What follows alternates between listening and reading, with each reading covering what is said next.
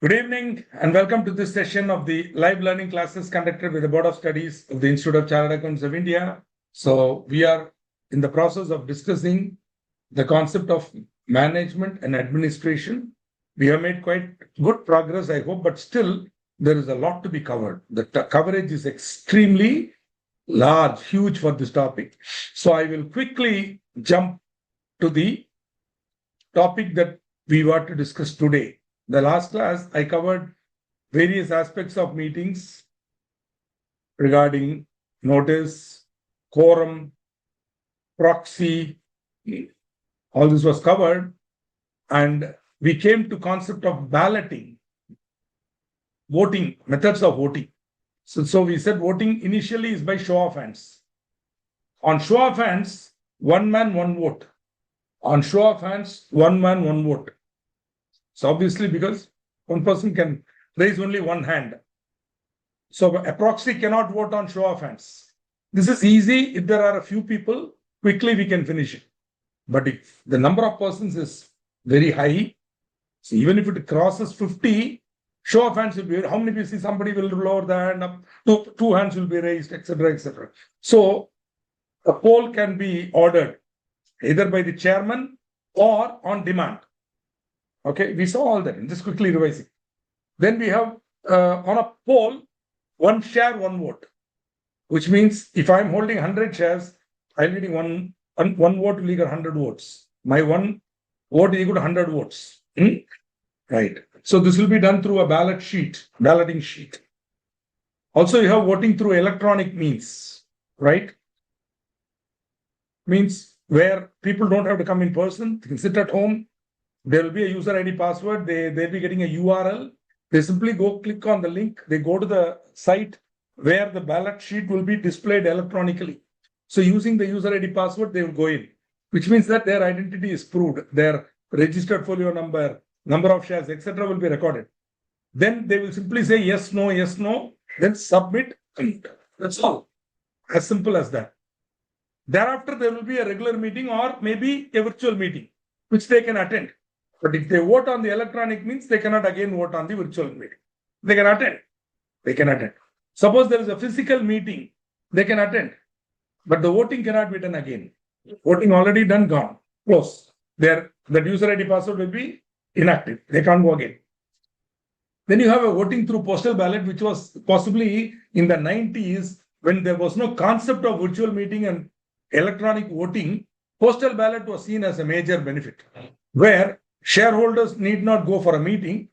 The company also can save money by calling meetings. You see, for large listed companies, if you're calling a meeting, minimum 50,000 shareholders. Even if 200 people come, it is a marriage. Yeah, it is like a minimum. It is like a small function where you have to spend a lot of money. Shareholders come money. So they said, don't do that. You want a decision, certain matters, compulsorily do it through postal ballot. This way, company will also save money. Also, the shareholder will get a chance to participate in the voting because sometimes he may not be able to come. He may not be able to find a proxy. So, okay. So, initially, there will be a show of hands.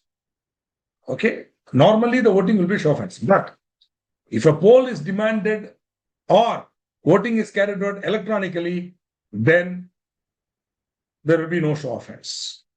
Whatever done under the show of hands, no, that will not be valid. The poll only will be valid. But in case there is a chairman and the result of the voting by show of hands is done and no poll is demanded, then that's it. End of story. Once the chairman's view, what happens now? How many hands were raised for? How many hands were raised against? Who will be the final authority in deciding this? Who will be the final authority? The chairman. So once the chairman declares that the matter has been passed by way of postal ballot, then it's a conclusive evidence. Nobody can question after that. You can't go home, sleep, get up in the morning, and then suddenly say, no, only 5 hands were not raised, only 3 were raised. No.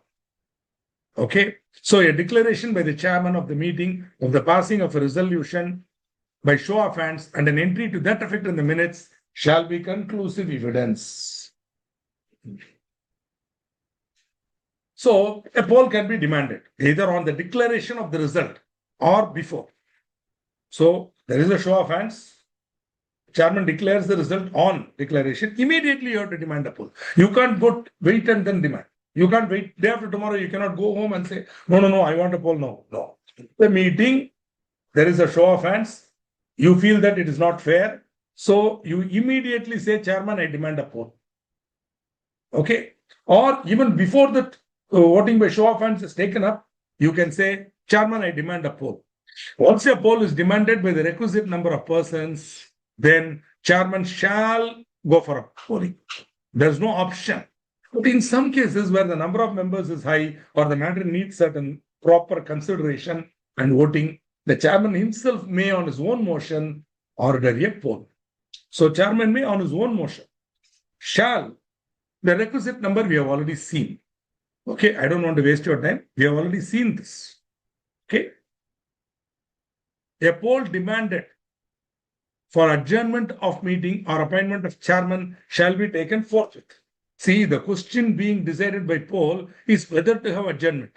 Suppose you adjourn for taking the poll, that will amount to helping those guys who wanted the adjournment. Now, suppose the controlling group wants to postpone. I mean, sort of postpone means not technical. What I mean is they want to delay the process. They'll say adjourn. Now, there is a poll now whether to adjourn or not. That poll cannot be taken later. It has to be taken forthwith. Forthwith means immediately.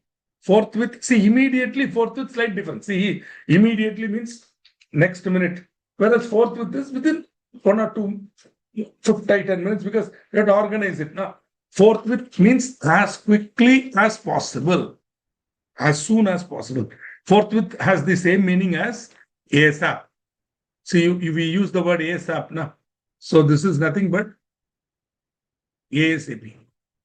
As soon as possible. Whereas immediately is immediately. Abhi, no, immediately. Whereas ASAP, forthwith is ASAP. As soon as possible. But as soon as possible. You cannot adjourn. Okay. But any other matter, if a poll is demanded, then it can be adjourned for 48 hours. The matter will be taken up at such time not being later than 48 hours. Okay, can be taken, right? The demand for a poll may be withdrawn at any time by the persons who made the demand. Okay. All this has been seen by us. I think we stopped here. Chairman of the meeting is the person who manages and controls the meetings. He has complete authority and, he has to ensure that the minutes are made. He has absolute control over the meeting. During the meeting session going on, chairman is the ultimate. Even MD may be there, but chairman will be the authority. Usually the chairman of the meeting now would be either elected or he would be the chairman of the board. See, there will be a chairman of the board who is an independent director. Who would be an independent director or who would be a non-executive director. Not necessarily independent, it could be non-executive. That gentleman would be the chairman of the board. So, it depends on the articles. If the articles provide like that, even a non-member can be chairman. Because the chairman who is the independent director or non-executive director need not be a member. So somebody was asking whether chairman should be a member. Under the Companies Act, member. Because the members amongst themselves will elect the chairperson. Unless the articles of the company otherwise provide. The members personally present at the meeting shall elect one of themselves to be the chairman. So, clearly we have to understand one thing, my dear friends. Very clearly it says here, unless the articles provide differently. Otherwise, the members will elect. In case that the article says the chairman of the board shall be the chairman, then even though he is not a member, he will become the chairman. You got it? So, but the table F very clearly says members personally present shall elect one of themselves as the chairman. So normally it will be a member only who will become, right? Usually the MD will be elected as chairperson for the meeting. usually. But in foreign countries, the MD is actually below the chairman for information. Only in India, we have this peculiar designation called CMD, Chairman and Managing Director, which is actually absurd because the chairman is the chairman of the board. He is the non-executive director, sometimes even an independent director, who will be involved only in monitoring whether everything is going as per corporate governance. He cannot also become the MD who is in charge for day-to-day operations. So the correct method is the chairperson of the board will monitor the MD. So they both cannot be the same person. In India only we have this peculiar, now they've changed it. Now it's very clear. There will be a chairman, then there will be an MD who could be called CEO or whatever. The MD will report to the chairperson. So if such a chairperson is there, that chairperson would become the chairman of the meeting, AGM also, or general meetings. Otherwise, this is the rule. If the articles do not provide otherwise, or if the articles are silent, then the members will elect from amongst themselves one person as chair. Right? Now, good question, Ritraj. Very good question. Non-executive director is not an employee of the company. Absolutely correct. Non-executive director is not an employee.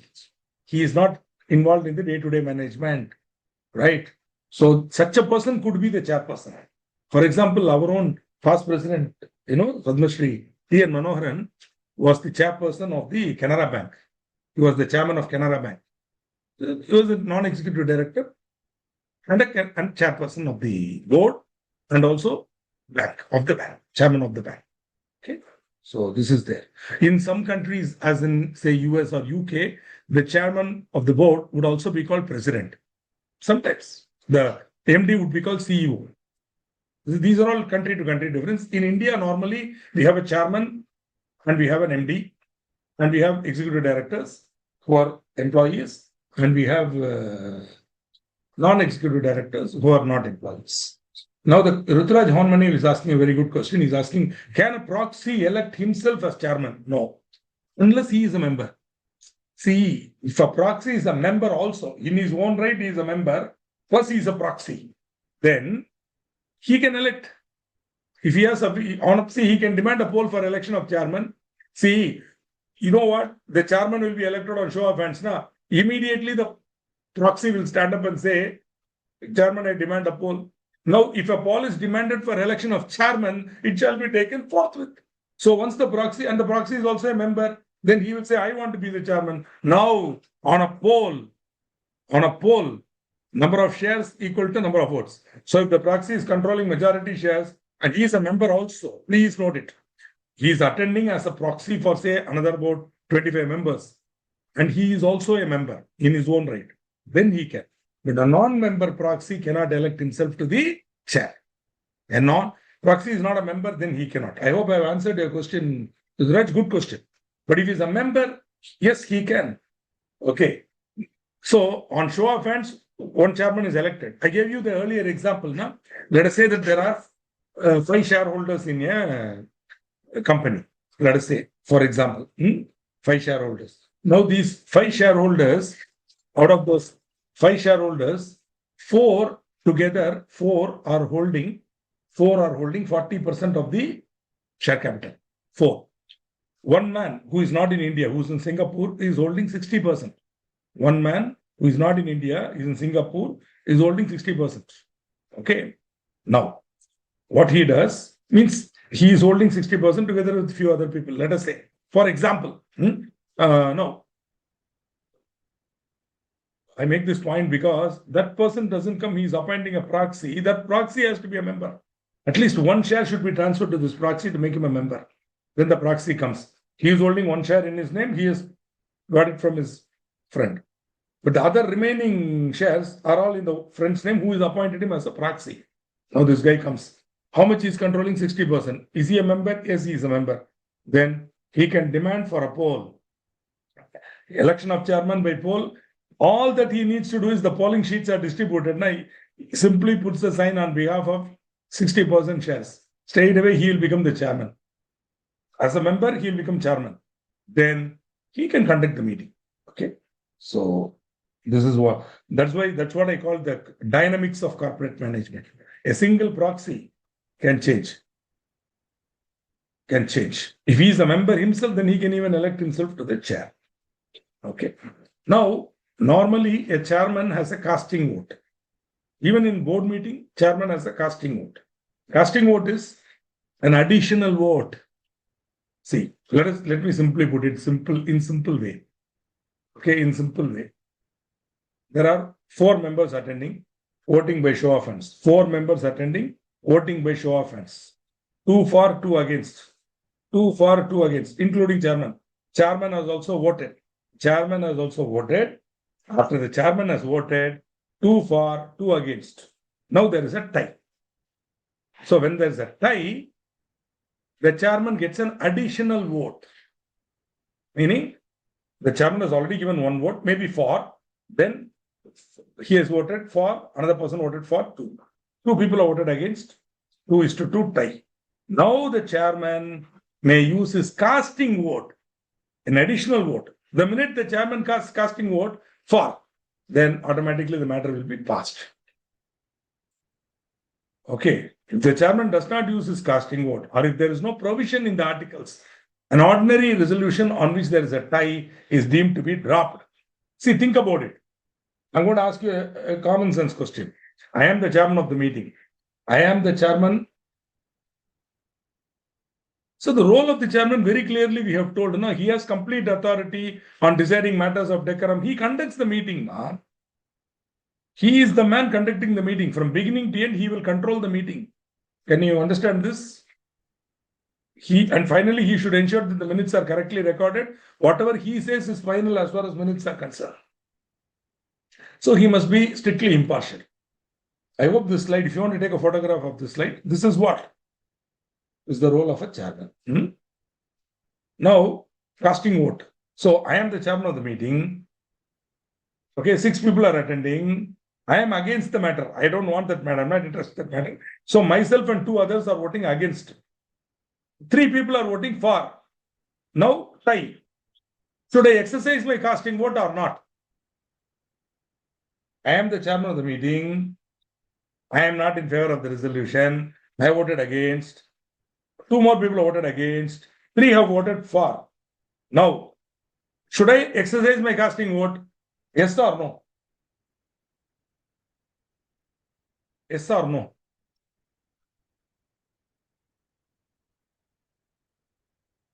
Think. In the meantime, Nancy is asking a question. If one person is a member having more than 3% rights, a lot of people are informing that they have cleared the intermediate. Today, the inter result has come. Let me congratulate Mr. Keshav Thakur for getting 61 in law. He says it's because of me. No, it's because of his own hard work. And I remember Keshav Thakur, he's a very intelligent person, and he used to ask very, very intelligent questions. So it is all due to his own intelligence. And let us congratulate him. There is also one more person, Darshan, very, very good friend from, I think, Coimbatore or Chennai, I don't know. Previous batch. I'm very happy to share that I've cleared the CA, both groups, and I got 70 in law. And he says it's not been possible. Okay, thank you for all that. Very happy to know that Darshanji has got 70 in law, and Mr. Keshav Thakur, so happy to know that he has got cleared, and very happy. We pray to the Lord that everybody who has cleared the intermediate will go on to clear the final. Everybody who has to clear the intermediate will clear it in due course. No.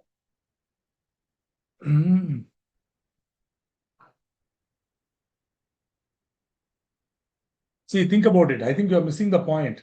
My dear friends, casting vote is not compulsory. I can use or I may not use. I may use. See, it says here may. May means what? Option. Now, when will I use? When I want the matter to be passed only, I will use. See, when I want the matter to be passed, I will use my extra vote and say, hey, passed. But when I am not interested, why I will do it here? 3 for, 3 against. If I keep quiet, the matter will be defeated. If I keep quiet, the matter will be defeated. Why I will pass, why I will exercise that vote? So the correct answer is no need to vote. As Ruturaj rightly points out, no need to vote against as matter is already done. That is the point. See, I am not interested in passing it, Baba. Why should I exercise my casting mode? Huh? So, you got the point? Chalo. Now, once a poll is to be taken, immediately the chairman will appoint a person called scrutineer. The scrutineer would usually be a company secretary. Now, I will tell you. Usually, the scrutineer would be scrutineer. Okay, they are called scrutineers. Would scrutinize. Scrutineer means a kind of a independent authority. Just listen to me. Otherwise, don't ask again who is a scrutineer. Listen to me now. A scrutineer is a person who is an independent professional whose job is to ensure that the poll is taken correctly. You can say he is something like election commissioner. Means in our regular elections, there's an election commission. It's an independent authority. Remember that election commission is an independent authority, like the public, Union UPSC, Union Public and the Services Commission and the UGC. These are all independent bodies. There. That is, they have certain autonomy. Okay, they cannot be controlled. But within limits, of course. But the election commission has too much autonomy. Once an election is declared, nobody else can talk. Nobody can talk. Chief Minister also cannot talk. Governor cannot talk. It's only election commissioner. So long as the election is conducted. Once the election results are announced, election commissioner, chal. Thereafter, the chief minister will be sworn in by the governor, or the prime minister will be sworn in by the president, and government will go on. But during that time, when the election is going on, there will be a guy to monitor. In the same way, the scrutineer is the person to monitor the polling process and to count the vote and announce the result. It will not be done by they will give the result to the chairman who will announce it. But the chairman will not control it. Because the law feels, that even the chairman, like I said, no, I'm not interested in the matter, so I may do some nonsense. So they say, you stay back.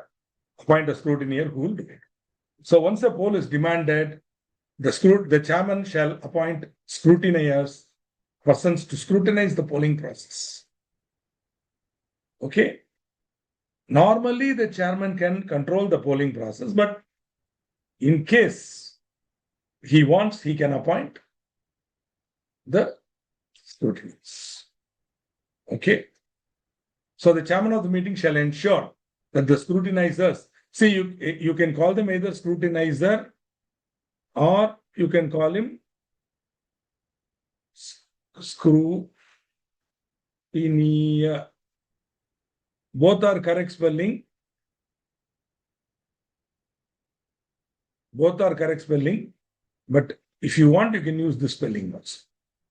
If you prefer, you can use the spelling given in this here, if you like it. If not, you can use this. Okay? Scrutinizer, scrutineer, both are same. So if you want, you can use this.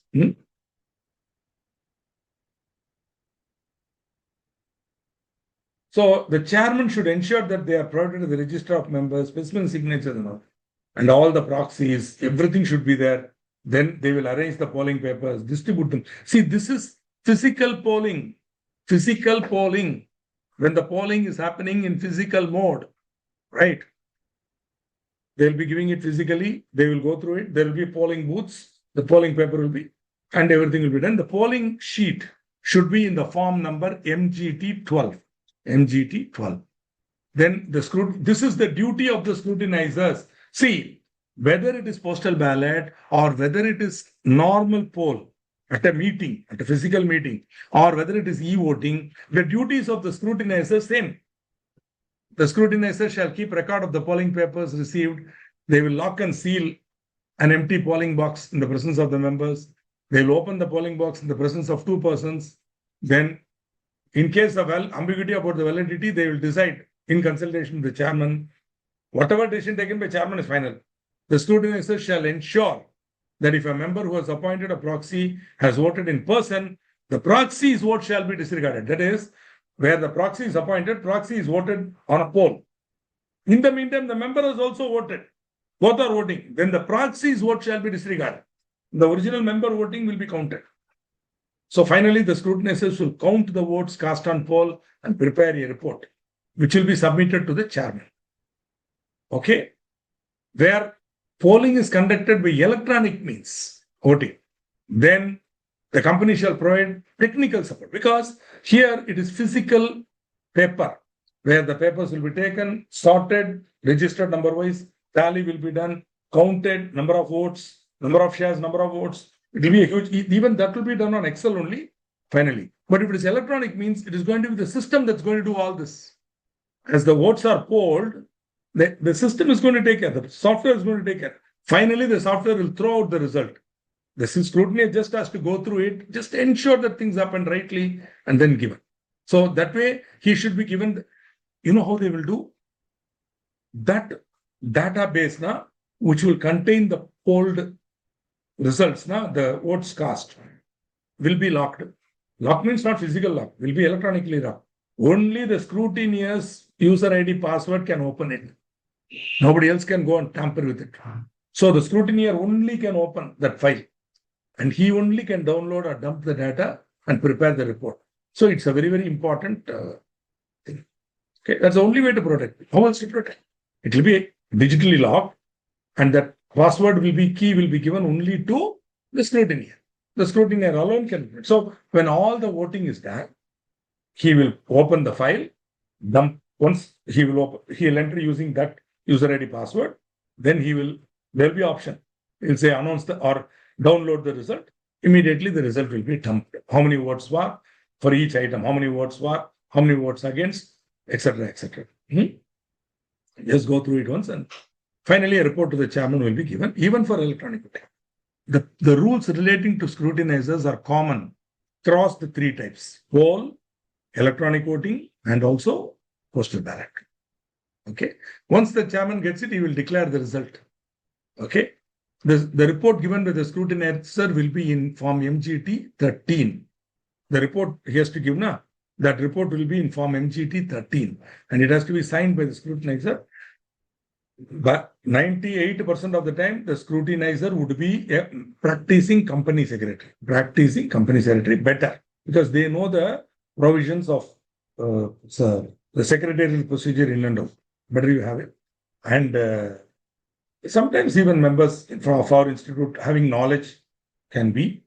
Lawyers can also be, by and large. So then 98% of the time, 98% I have seen, only company secretary will be there. Whenever I go, I say one of my students only will be a scrutinizer, because in SIRC, in the city of Chennai, at least Chennai and Tamil Nadu, most of the company secretaries have been my students. Means somewhere or the other last 27 years, they would be my student. Somewhere I see, I'll be, hi, how are you? You are the scrutinizer, okay, very good, like that. I'll say, and so the point I'm making is, generally, but that's not a rule. CA in practice can be, advocate can be, so long as the person should be of good conduct and good reputation.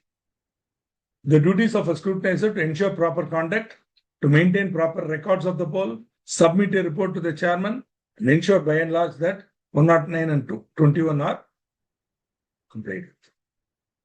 Okay, so this is regarding normal balloting, right? Normal balloting. Now, at this stage, okay, so my friend taught by you in last batch got 70 in law. Okay, an exemption in all this. Don't say exemption in all this. He cleared the exam now. So he's cleared the exam with very high marks, more than 60 in all the marks. So should appreciate him for that. Scrutinizer appointment is necessary. Okay. See, I'll tell you, for small companies, the public, even then it's better to appoint a scrutinizer. Okay. But for listed companies, 100% compulsory. Listed companies, 100% compulsory. Okay, under the SEBI guidelines. So it is not mandatory, but public company where the number of members is less, chairman himself can do it. But listed company mandatory. For listed company, it's mandatory. Okay. Good question. Listed company mandatory. Where the number of members is 50 or above, better to have a scrutinizer. Because my chairman cannot handle it. Finally, impartiality may be announced. Impartiality may be, he may be accused of being partial. Therefore, better to go for a scrutinizer. But listed company mandatory. Mandatory. And e-voting and postal ballot mandatory. E-voting postal ballot, mandatory scrutinizer. For normal voting, chairman will decide. But though the chairman has option, he would prefer to appoint a. Once it comes to balloting, chairman will prefer to go for scrutinizers. That is how I can answer your question. Ankur Patel says, okay, sir, for what?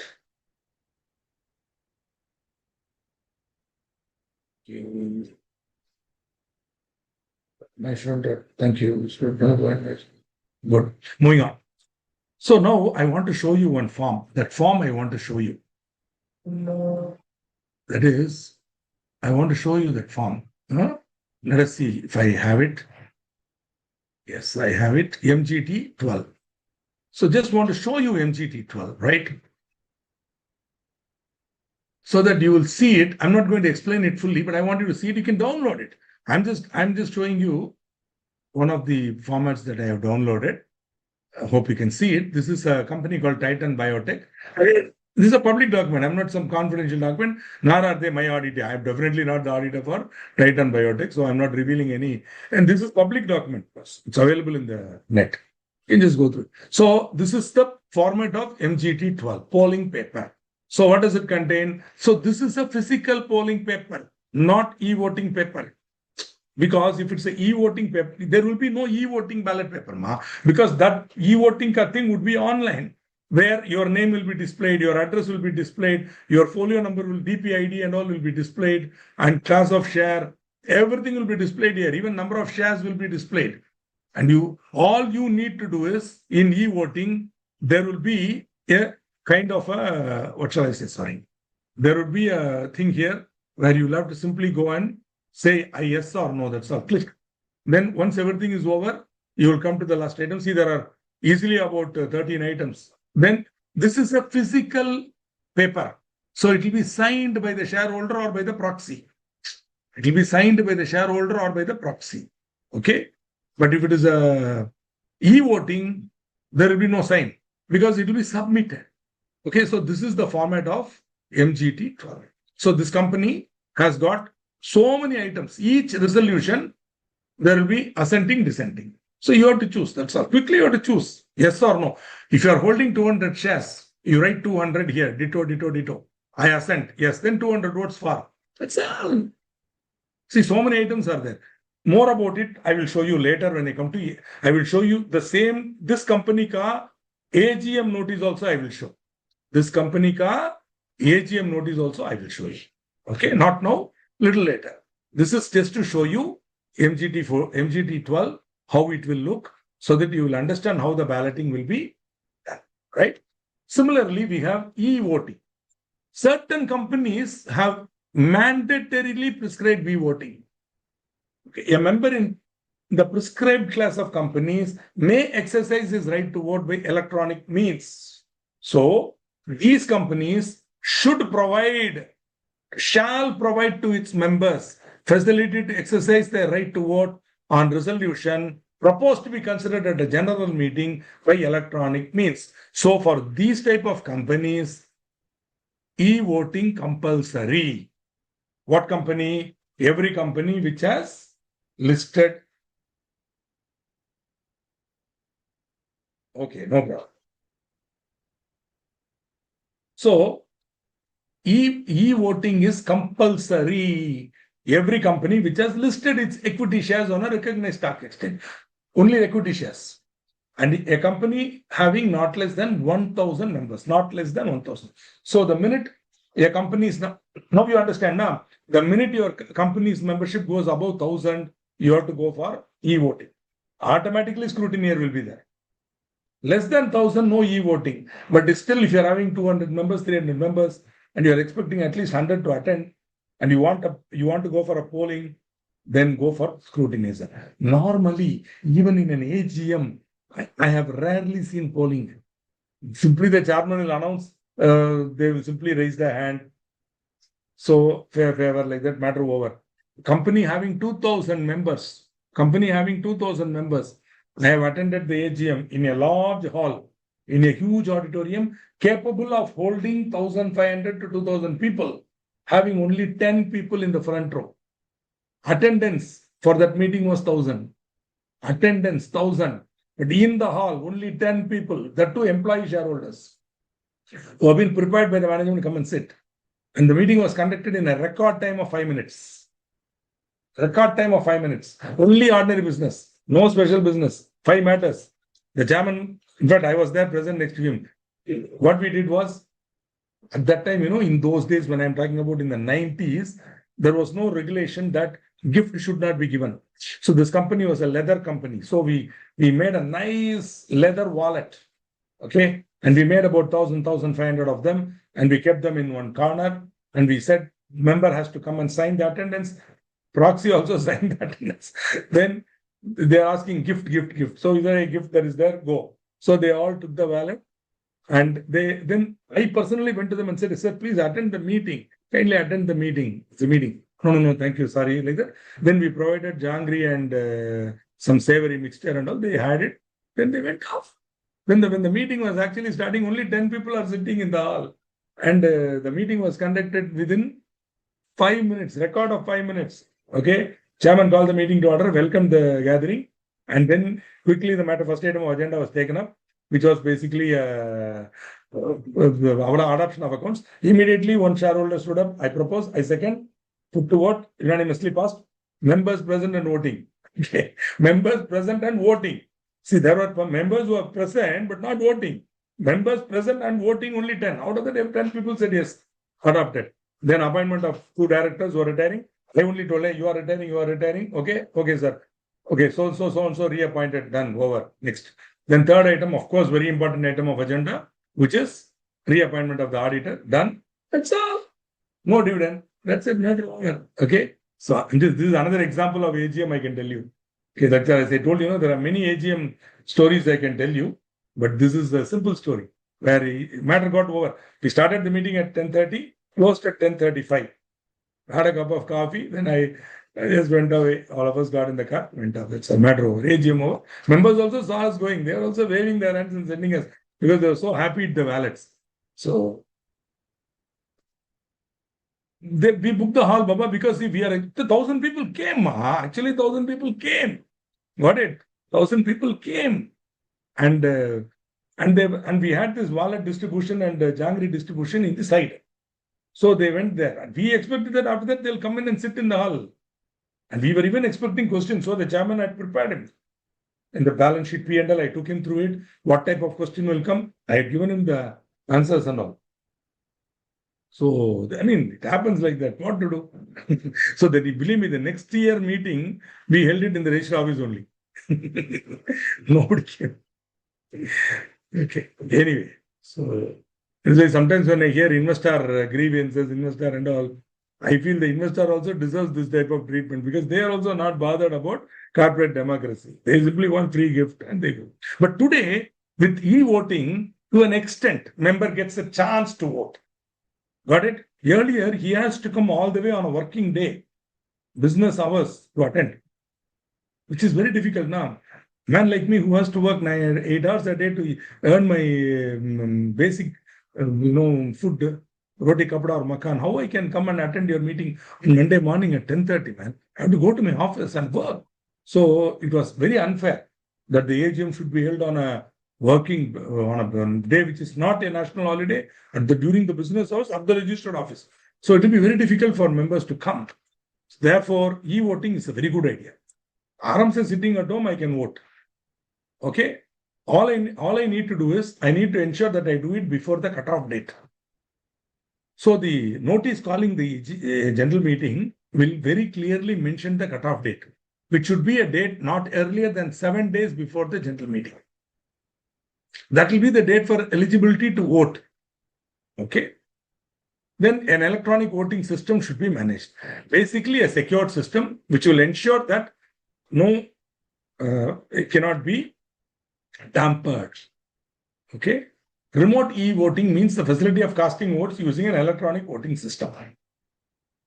So there'll be for people like you who are aware of the technology. This is nothing great. It is just a mail will be sent to you with a URL, and that I'll show you. Then you will easily understand what I am talking about. Give me 1 minute. See, this is the AGM notice. Okay, this is the AGM notice of the same Titan Biotech. Okay, which they have got. So here's the. So are you able, now I'm showing you this notice so that you will understand how your notice is prepared. This is the notice of the annual general meeting of this company. Hope you can see it, right? Notice is hereby given that the 30th AGM of this company would be held on such as transact the following business. So they've clearly segregated ordinary business and, shall we say, special business. So the four ordinary business are what? To receive, consider, and adopt the audited financial statement, ordinary business. To declare a dividend, ordinary business. To appoint statutory auditor of the company, ordinary business. Ordinary resolution. Okay. And the remuneration also to be determined, and everything will be done. And on such terms, including remuneration, as may be fixed or determined by the board of directors. So the members have given the power to decide the remuneration to the board. Okay. And four. I'm sorry. Fourth item is again an ordinary business to appoint a director in the place of Ms. Supriya Singla, who retires by rotation. So this is the fourth matter, which is the ordinary business. All the four ordinary businesses are there. Any other matter at a general meeting, at an AGM, and any other matter at any other meeting is a special business. See, for example, they want to pass a blanket resolution under 181C for approving the board to borrow in excess of paid up capital and free reserves. This is at 181C. We remember in the acceptance of deposits we saw where it has to be done. Now this matter has to be done as an ordinary resolution. Sorry, as a special resolution. So very clearly they have mentioned that it is a special resolution. Got it? Again, somebody was asking now whether all special business is special resolution. Not necessarily. Some, see, intercorporate loans and investment. Okay, it is being passed as an ordinary resolution under 186. Okay, like that. So it need all special business need not be special resolution. Related party transaction, ordinary resolution. Okay, and so on and so forth. So the point I'm doing is I'm showing you ordinary business and special business. Some special businesses are ordinary resolution also. Okay, so like that, there are many items. And of course, I'm showing you the live annual notice. Now, see, these are all items, they are all special business items now. So for all these special business items, there would be a note. There will be, at the end of the notice, there will be a notice. There will be a note. Now, what I want to show you is the e-voting thing.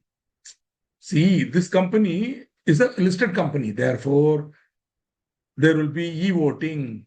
So for e-voting, separate view has to be given.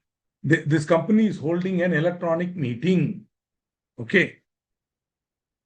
And because it was 22, they were still in the pandemic scare or whatever it is, and they won. So they have said CDSL e-voting system. So you have to give specific instruction to this e-voting thing, where you have to very clearly say, as you are aware, we are going for e-voting, and you have to mention very clearly how it has to be done. And here they are saying the members can attend the AGM in virtual conference mode. Okay. And but first they have to go. Okay. They have to see the what shall I say? The links are given. Do you notice that? The links are given which have to be followed for e-voting.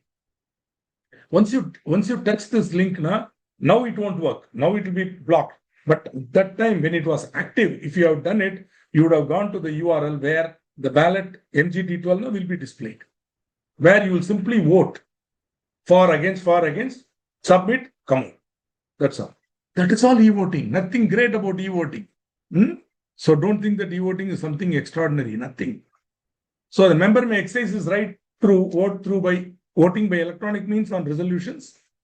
And once he is elected, everything will be recorded and notice of meeting shall be sent. I already showed you the notice. This notice will be hosted on the website. That notice will give clear instruction. There is a voting, where it has to be done, etc., etc. Okay. It also should say that members who have voted by e-voting are entitled to attend the meeting, right? Also, this notice should be published 21 days before the date of general meeting in newspaper. And that advertisement should state all this, etc. Everything will be there. Once you go through it, it will be very easy. It's a matter of 2 seconds, you will vote and come out. It's nothing great. Once, very, very important. This is from the exam point of view, this is important. The facility for remote e-voting shall remain open for not less than 3 days. So this could be an MCQ question. The facility for remote e-voting shall remain open for not less than 7 days, 30 days, 3 days, 5 days, and shall close at 5 p.m. in the date preceding the date of the general meeting. So minimum, you have to keep it open for minimum 3 days, maximum minimum, but not less than 3 days. Okay. During the period when facility for is provided, the members holding shares in physical form or dematerialized form may opt for remote e-voting. Actually, today, listed company, you cannot hold shares in physical form, only in dematerialized form. Right. Once the vote on resolution is cast by the member, he shall not be allowed to change it subsequently, and he cannot cast the vote again. Once you have voted on e-voting, you cannot come to the meeting and vote again. No. Okay. Once the e-voting period is over, it will be blocked. You cannot go again. And at 5 p.m., that's it. That is why, in many clubs where, which are Section 8 company, they'll be having e-voting because more than 1,000 members. So the office bearers, who want to be elected, will keep on calling 3:30 or 3 p.m. onwards. They'll get excited. They'll call, Srikanth, have you voted? Please give me your user ID password. I will go and vote, because that user ID password will come to me by a confidential email to my email ID. He won't know. But if being a friend, he'll call, Srikanth, give me your, I will vote, man. So generally I'll tell him, take it, Baba, you vote, because I'll be busy with the client or with some other activities. So I'll say, hey, you go and vote. Take my vote for you, go. So he'll take it and go. It's to be done, but I'll do it. What to do? So many members will do it. One more thing, when e-voting is there, no proxy. When e-voting is there, when the company is adopting e-voting, proxy is not appointed. You cannot appoint a proxy for information. Okay? Proxy. Why? Because why proxy, Baba? You can yourself go and vote e-voting. Why you are appointing a proxy? You can't even do that. You are such a big man that even e-voting will be done by proxy here. No. No proxies. On e-voting and postal ballot, no proxies. You yourself have to. Here also scrutineers will be appointed and same job. They will do the counting. They'll make a report to the chairperson and the chairman will, same thing. I'm not trying to rush that. I'm not rushing this slide. The procedure is the same. Don't need to waste our time. Okay. Except that here, it will be announced in electronic form and the chairman will make an announcement in the website also. Okay. So this is e-voting. Finally, we have postal ballot. Postal ballot today has lost its significance now. It was introduced by the 1999 Amendment Ordinance for information. Okay, in those days, it was introduced by the 99 Amendment Ordinance. I forget the section number, 89A or something. Those days, forget the number now. So that it was introduced. At that time, it was a novelty. Because at that time, e-voting was not there. The only way a member could vote was by going to the meeting. And as I told you, many people could not find the time to go and vote and all. And so one of the things that the SEBI was finding was that people are not able to come and vote. So SEBI said, let us have postal ballot. So at that time, postal ballot was introduced. Now also they're keeping postal ballot, but 99% virtual voting, or rather I've rarely seen a postal ballot. But when it was introduced in 99, right up to 2010, you found postal ballot papers will be coming to my office and a lot of papers will come, open it, then the self-addressed stamp envelope will be there. I put, many people won't vote. Simply throw it and go. But the facility was there. Okay, how to do it? First of all, they prescribed certain items as compulsory for postal ballot. So wherever there is a central government notification, compulsory. Other than ordinary business and any business in respect of which directors or auditors have to be heard at the meeting, the company itself may choose a postal ballot. Got it? But where the matter requires deliberation, where directors or auditors have a right to be heard, meaning when you're appointing a person other than the retiring auditor, when you're removing the director, no postal ballot. It has to be physical. Ordinary business cannot be done by postal ballot. One of the important ordinary business is adoption of accounts. That you cannot do by postal ballot. You should give the member an opportunity to attend the meeting and ask questions. Okay. So they said no. Other than that, any other matter than the company itself may decide to do on postal ballot. But certain matters, they have specifically prescribed and said you have to be done only by postal ballot. Okay.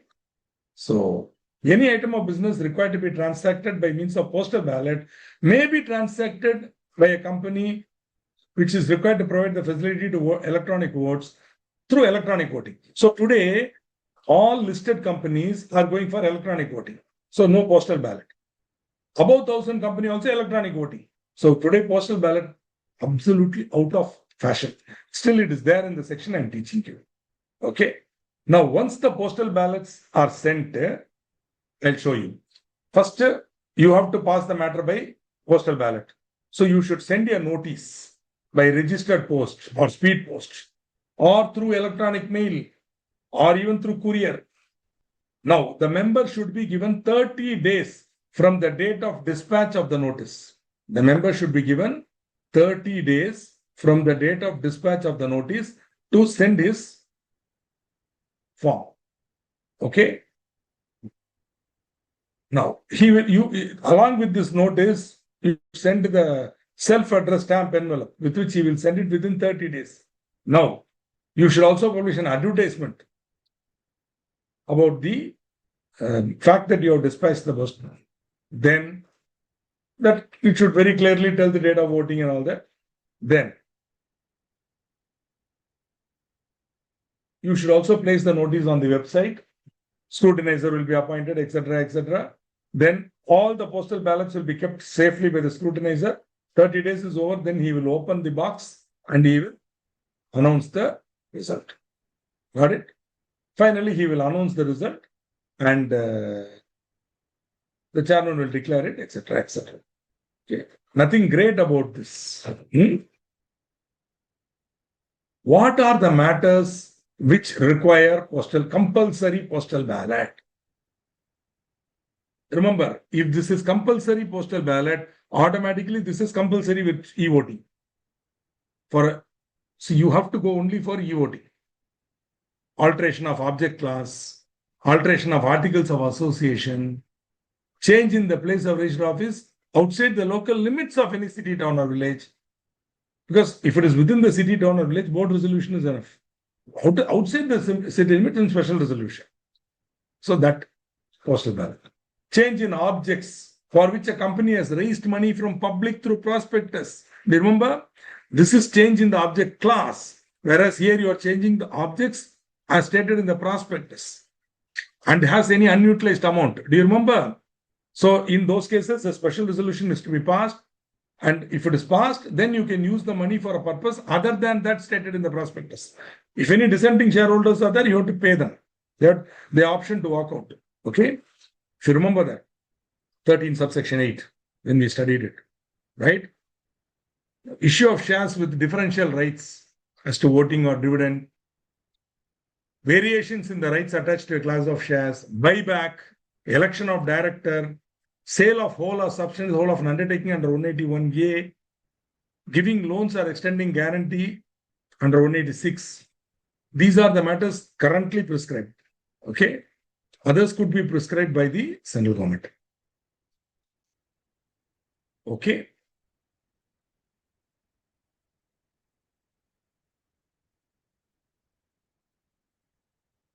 And 1% company and other companies having members up to 200 are not required to transact any business through postal ballot. Exemption is given for them. So this is the concept of postal ballot. Basically, today, as I'm talking to you, no company goes for postal ballot now. All of them, listed companies, 1,000 members above, they prefer to go for e-voting. Okay, e-voting, scrutinizers. Other than compulsory e-voting companies, the other companies, they will go for ballot. They will go for normal balloting in the meeting, etc., etc. Okay.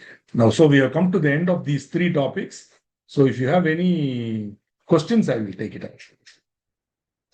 In the AGM meeting, if any minimum time is to be held and any restriction. Actually, sir, your question is well taken because you are asking based on my comment that like I told them to finish it in 5 minutes. There is no such time limit prescribed in any laws there.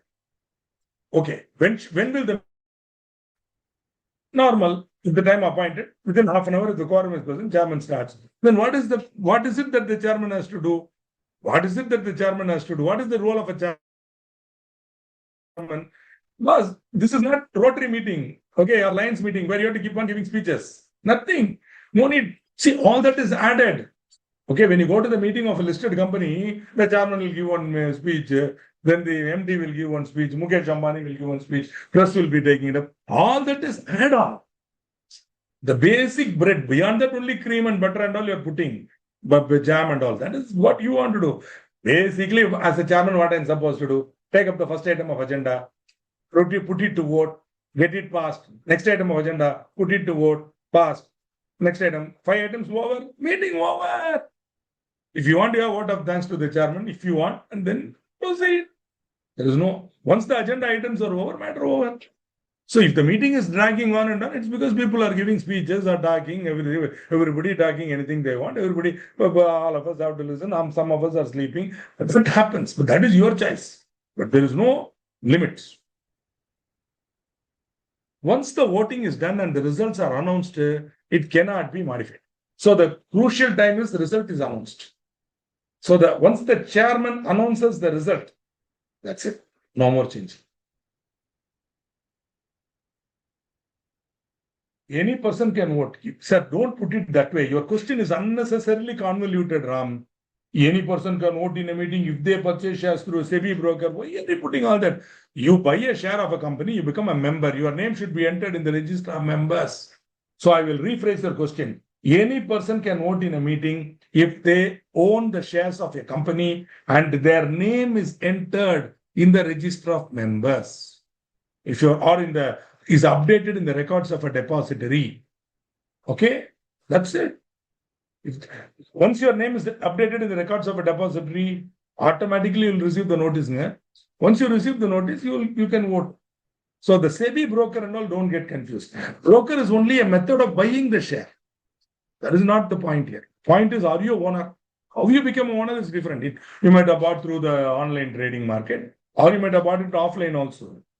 Then you have to send it to the thing, which preferably better to go through online, right? Then you have to give a DP advice. That person has to give his DP advice. Then off market means he will give his DP advice, which you will give it to your DP, who will then approach the other guy, and they will transfer it to yours. It will take a little time, but once it comes to your DP, automatically your name will be updated in the records of a depository. Let's say you are a member, please vote. So, Ramja, I hope you got the answer. Can you confirm that you understood my point? Buying it through a SEBI broker has nothing to do with this. Are you a owner of that share? Is your name updated in the register of members or in the records of a depository? If the answer is yes, you are entitled to vote. So, Mr. Jha, law is a technical subject. Words have meaning, loaded meaning. Every word has to be used carefully. Okay, that's all I'm trying to tell you. Nothing else.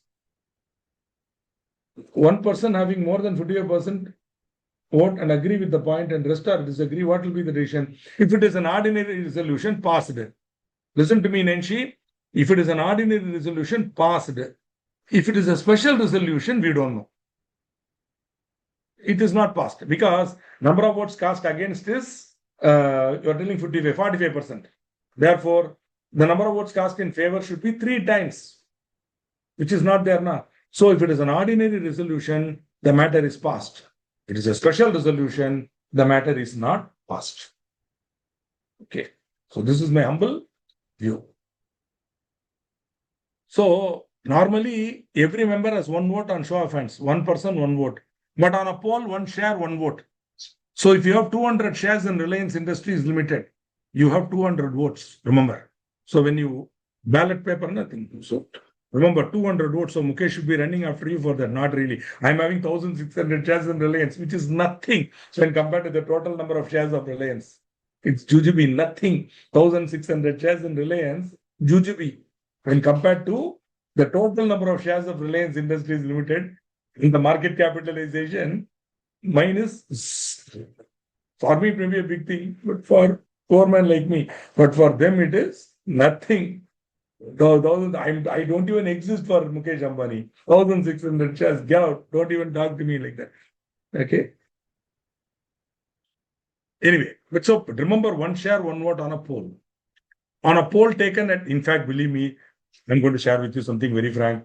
My portfolio has 39 companies. Okay. It had 51 companies. Now I've restricted it to 39 totally blue chip performing companies. Why I'm telling this to you?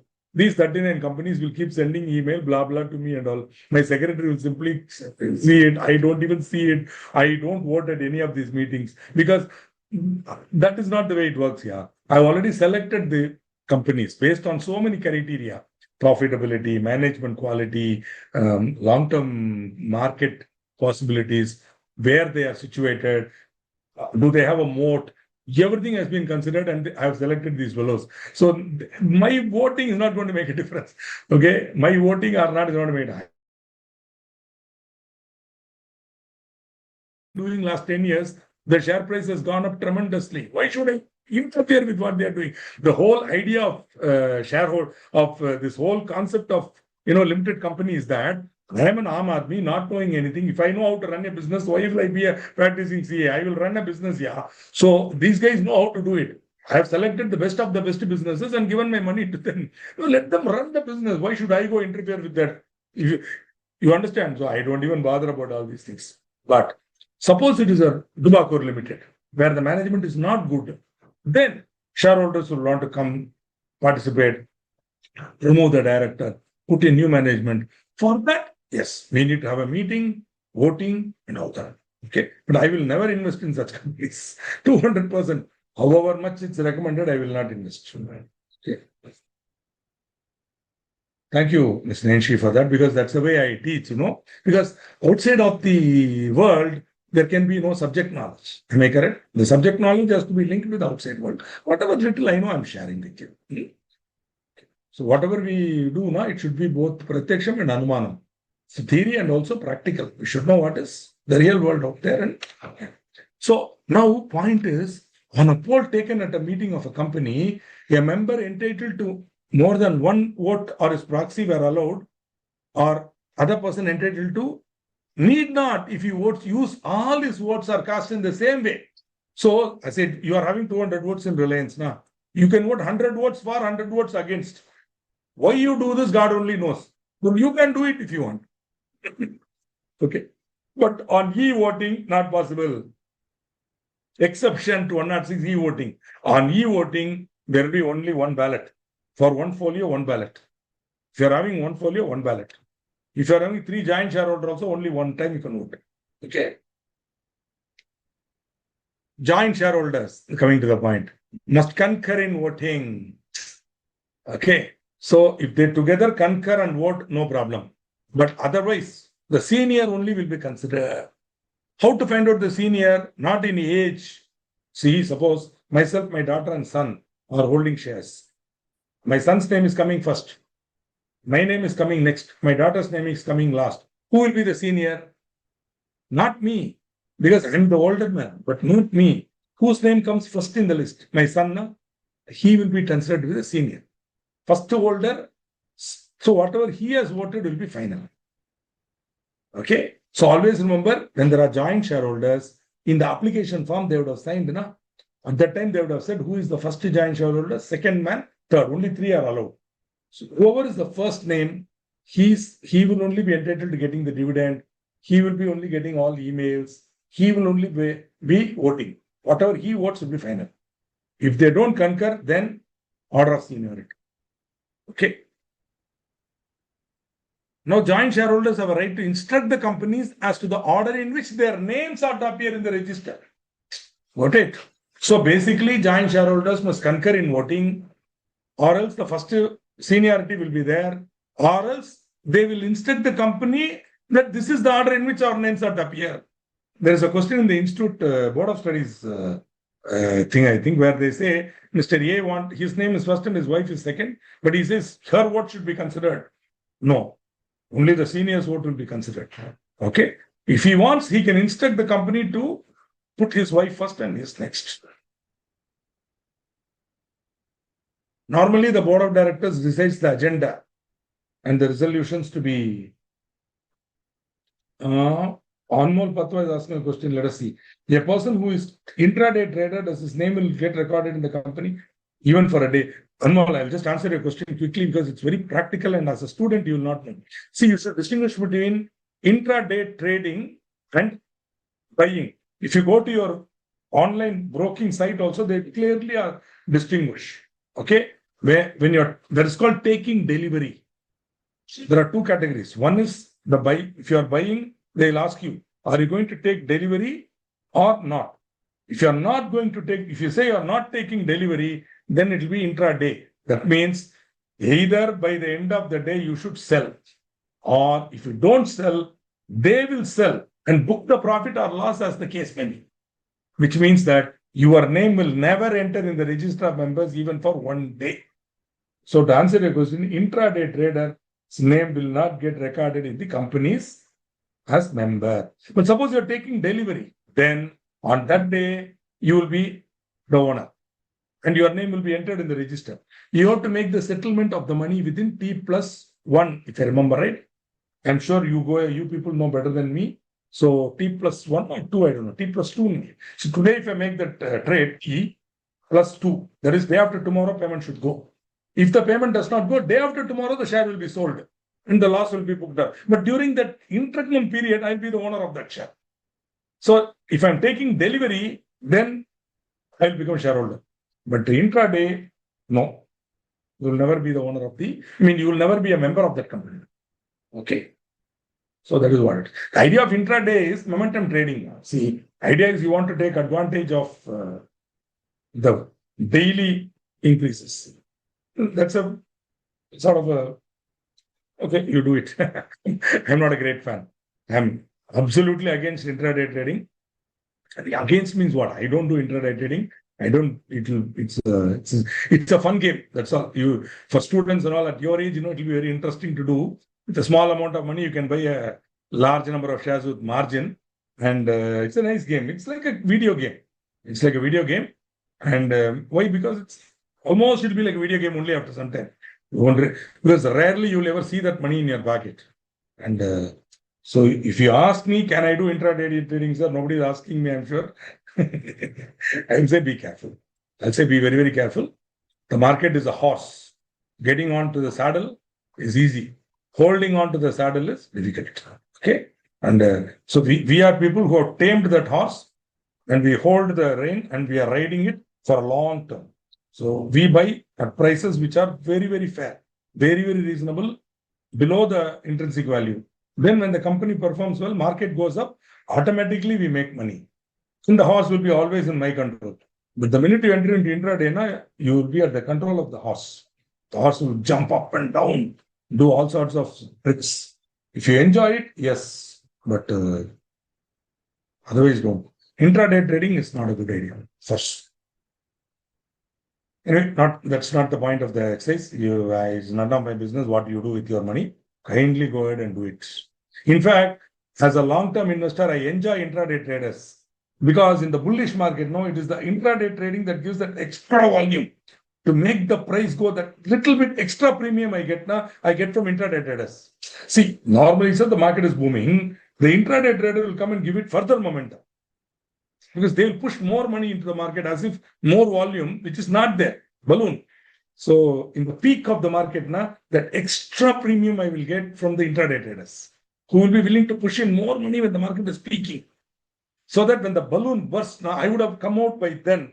I would have sold my shares and come out. I would have booked my profit and come out now. Then the balloon will burst. At that time, straight away from one price, it will go down. On that day, whatever profit, all the profit made in the last 6 months, 9 months, one day it will go. Anyway, this is the views expressed herein are the views of the speaker and not the views of the Institute of Chartered Accountants of India. Okay, so this is joint shareholder. Moving on, normally board of directors decides the agenda and the resolutions to be proposed. See, I showed you that item now. Those items of agenda, they're all prepared by the board only. Member does not have a right to propose any resolution at the meeting. Once the member attends the meeting, he has only one right. What is that? To vote for or against. That is all. That is all. So members has the right to attend in person or through proxy or vote by electronic voting or postal ballot. 4 rights are there. That's all. Nothing else he can do. At the meeting, he cannot come and say, let us take up one more item of agenda. No. So then the fair question you will ask me is, then sir, I am a member. How do I propose, sir? I want to take up one matter, sir. Sir, in that company, Tobacco Limited, the MDs are rogue, sir. We want to remove him, sir.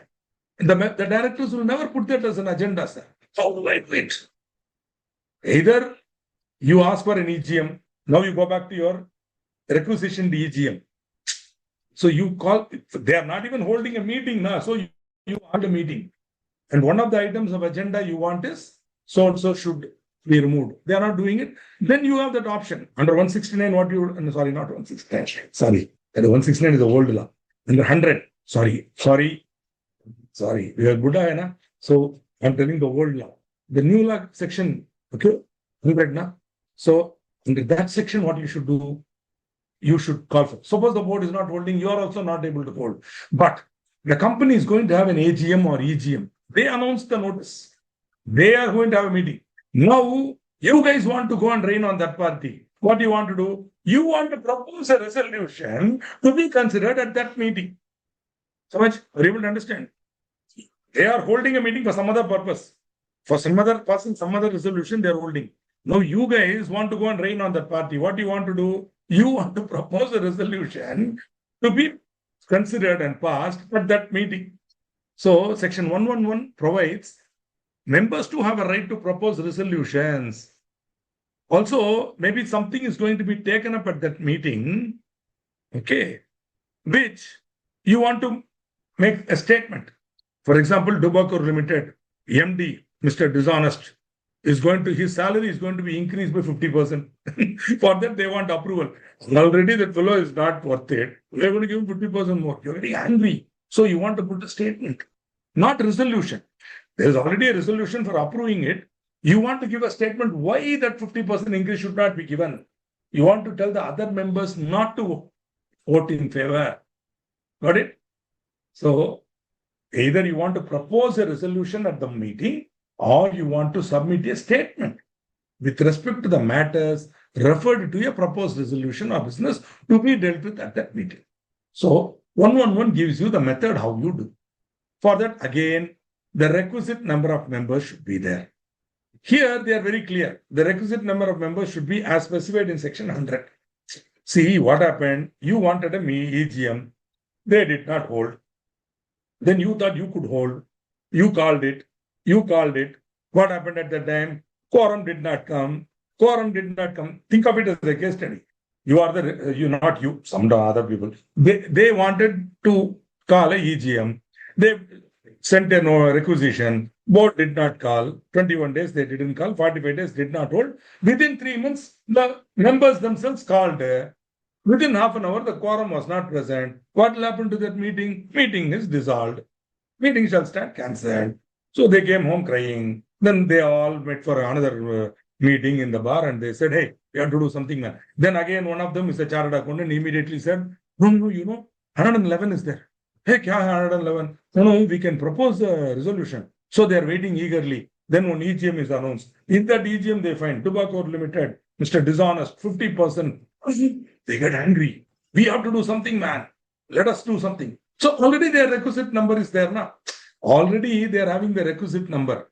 Anybody remembers what is the requisite number? Anybody remembers what is the requisite number? Under section 100?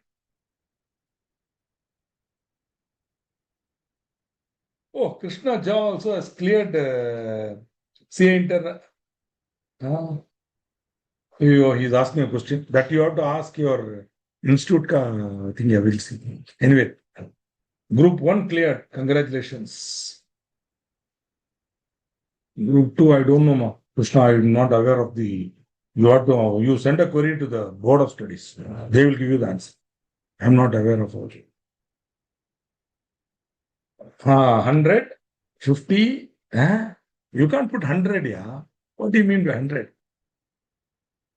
Like that, if you write, how you will get marks? Yeah. We'll see. Let's go back.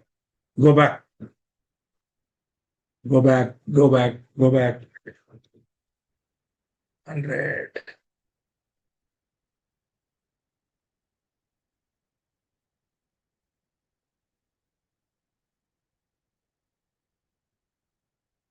So, company having share capital, members holding not less than 1/10 of such of the paid up share capital, which carries right of voting. 1/10 of the paid up share capital. In the case of not having share capital, 1/10 of the total voting power. Okay. 1/10 of total. Humble request, learn how to write full sentences. Not now, while giving the answer, but in the exam, if you write 100, 50, 110 and all, may not get this. This is the answer. So remember this, very, very important. From the exam point of view, this you should remember. Okay? Got it? Now let's go back.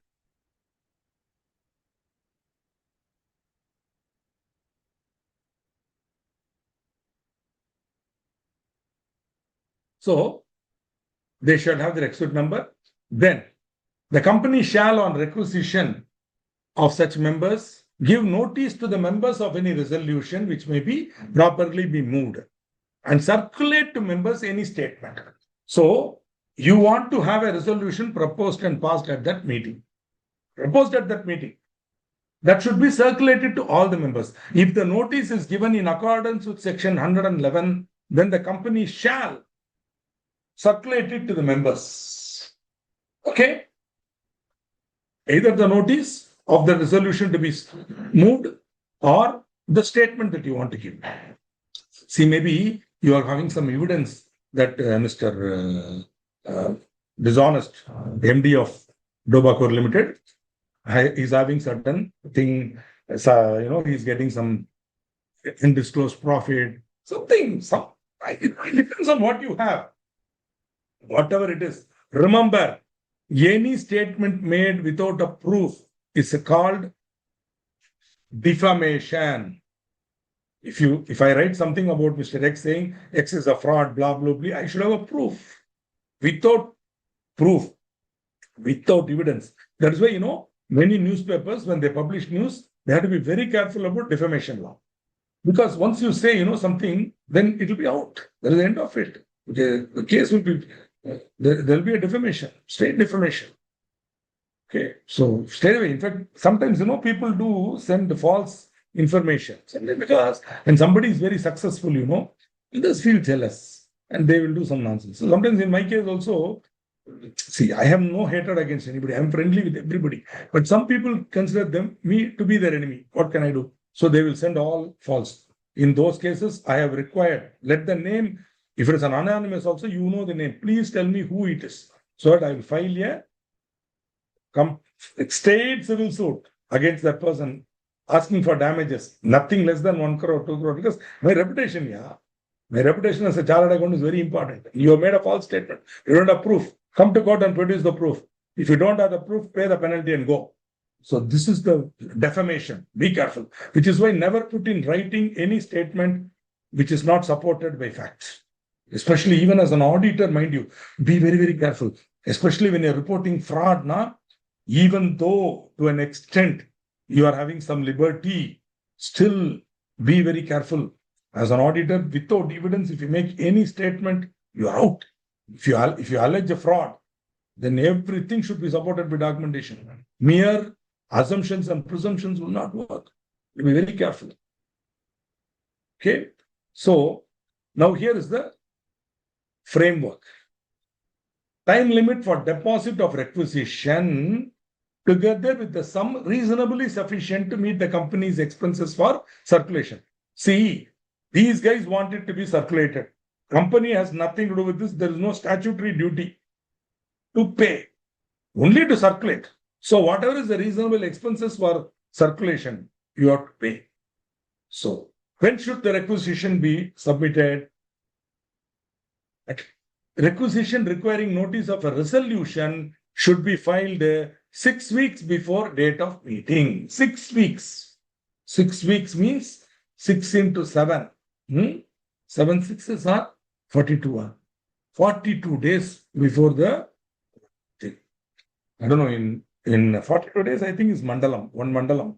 In Indian calendar, it is called one Mandalam. 42 days. Okay, 3 weeks is 21 days. So one Mandalam.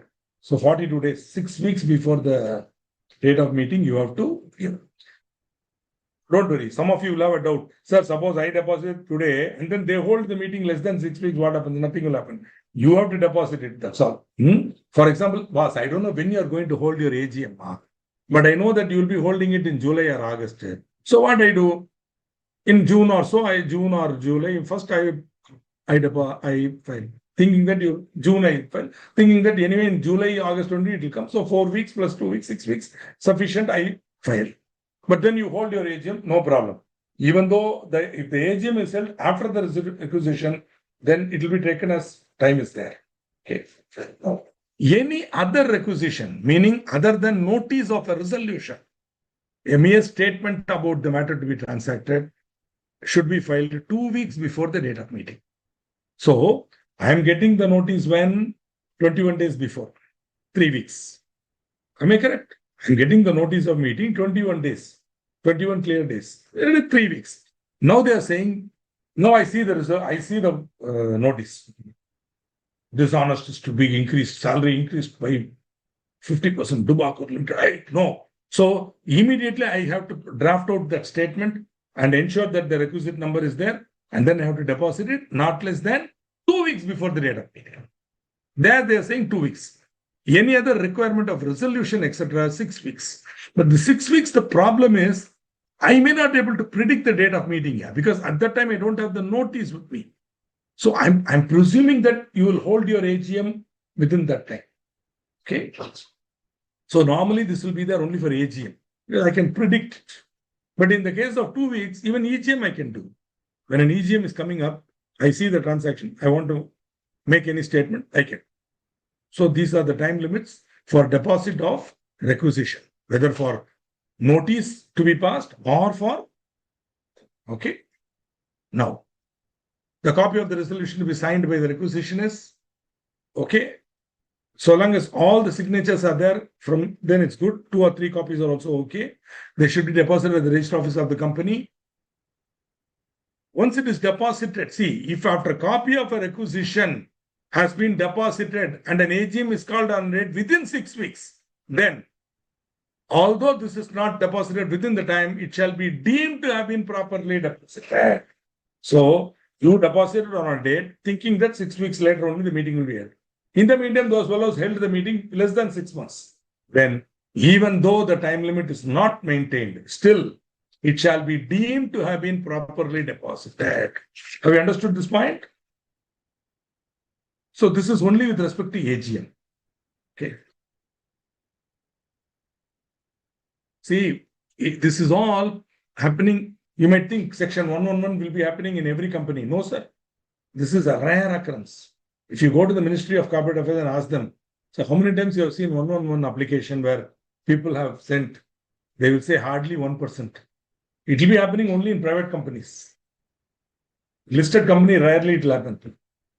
Public company also closely held company where especially brothers and cousins and all, it will happen.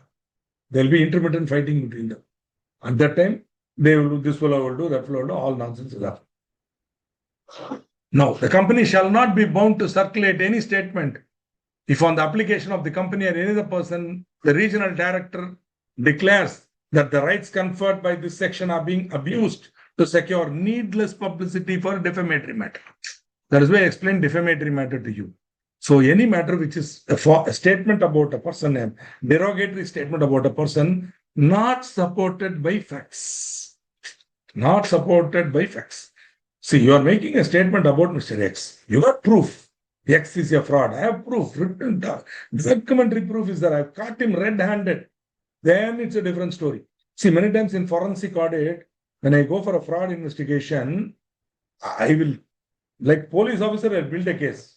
I'll build a net around him and then only make the report. When finally my report goes to the authority or my report goes to the funder, every hole will be plugged so that the rat cannot come out of any hole. It will be caught inside and that's the end of it. Then it is up to the authority to take what action they want.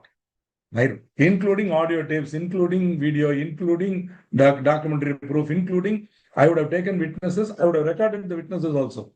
With video recording of it, I have done it. Video recording of it. For example, many cases, quotations were given falsely and purchases were made without obtaining proper quotations. So those guys who gave the quotations falsely, now I took evidence, video and written sworn statement under oath they gave.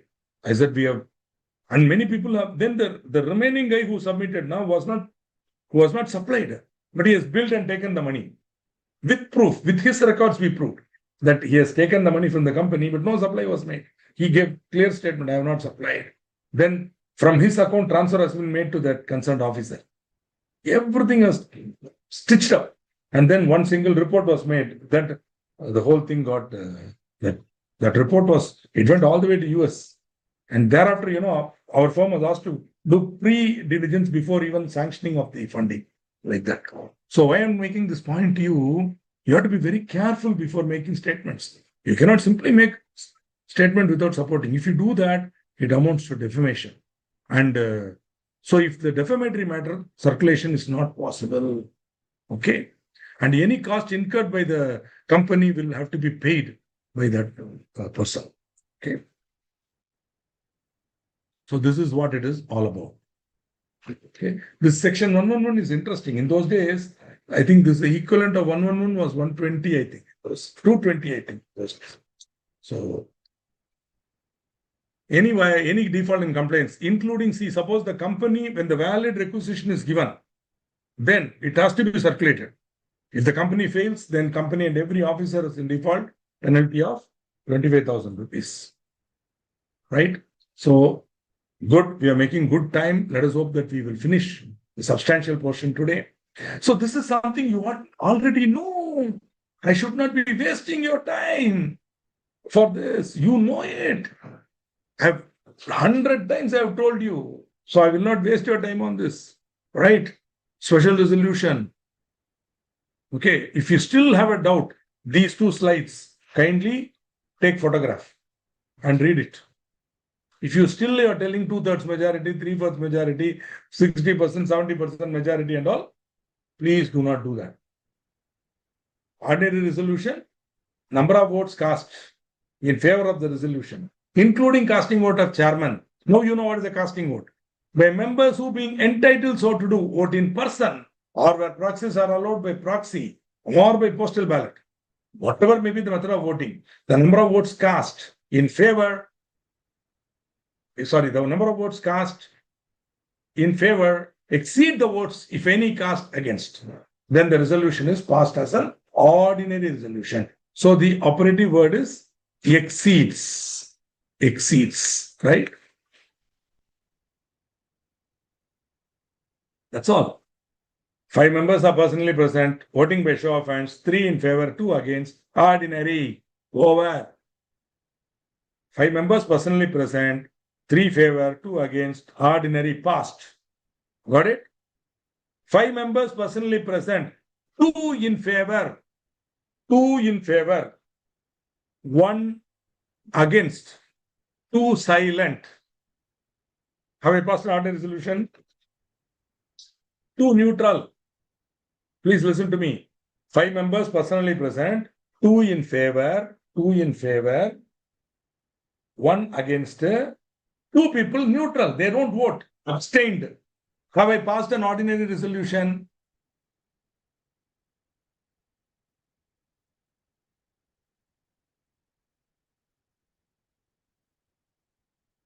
Let us see.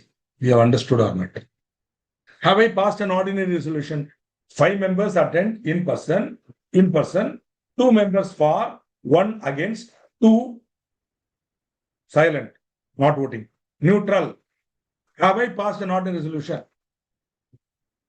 Yes, that's all. Beautifully, correctly. Kadambari Bhatt gives the correct answer. Yes, because the number of votes cast by those members who are entitled to vote and who vote in person is exceeding, means 2 is greater than 1.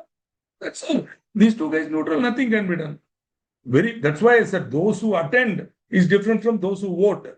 In my example of AGM, 1,000 members attended, but only 10 were voting. Out of that, 10 all agreed. Passed.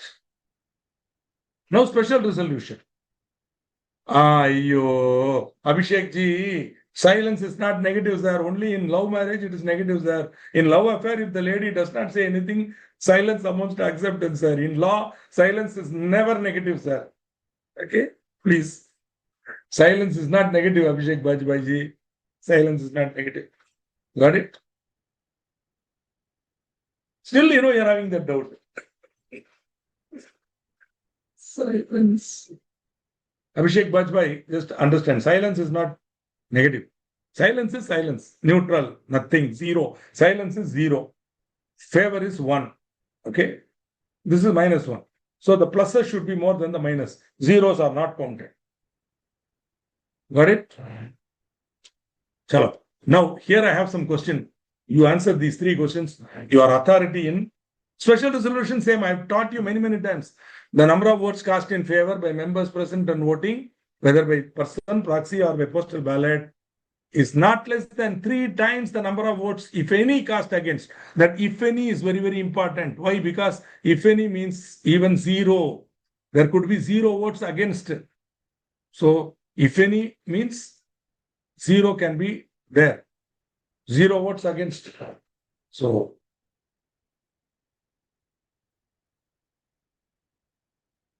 silence cannot amount to negative or positive, sir. Silence is 0, sir. That's all. If that man doesn't vote, he doesn't vote. His vote will not be considered. The remaining votes will only be taken. Those votes which are cast only will be taken. Those votes which are cast only will be taken. Those who are not cast are not there. Okay. So, out of the votes cast, 2 are for, 1 is against. 2 is greater than 1. Ordinary resolution passed. Silence will not. Silent means not voting, neutral. See here. 3 members attend the meeting of the private company. 2 members are in favor of the motion. 1 is neutral. None against. None against. Has a special resolution be passed? So what you do now, you read the 3 questions. Then in the answer, you write 1, yes or no. 2, yes or no. 3, yes or no. That's all. Reasoning we will see later. If you have time, write the reasoning also. I'll give a break in the next 5 minutes. At 7:45, I'll give a break. Definitely, I'll give a break. So,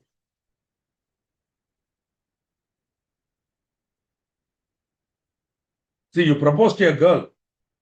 Girl doesn't reply, keeps quiet, silent. Say yes or no.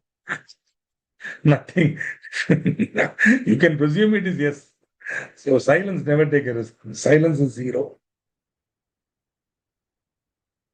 I will never trust a silent person. Okay, don't say positive. Always say 1, 2, 3, which is 1, 2, 3. 1, 2, 3. You give Y, N, Y, N, Y, N. Y or N, Y or N, Y or N. So 2 members attend the meeting. 2 members attend the meeting of a private company. 1 member is in favor. The other does not vote. Have we passed a special resolution? Okay, 5 members attend the meeting of a public company having 200 members. 3 members are in favor of the motion. 1 is neutral, 1 is against.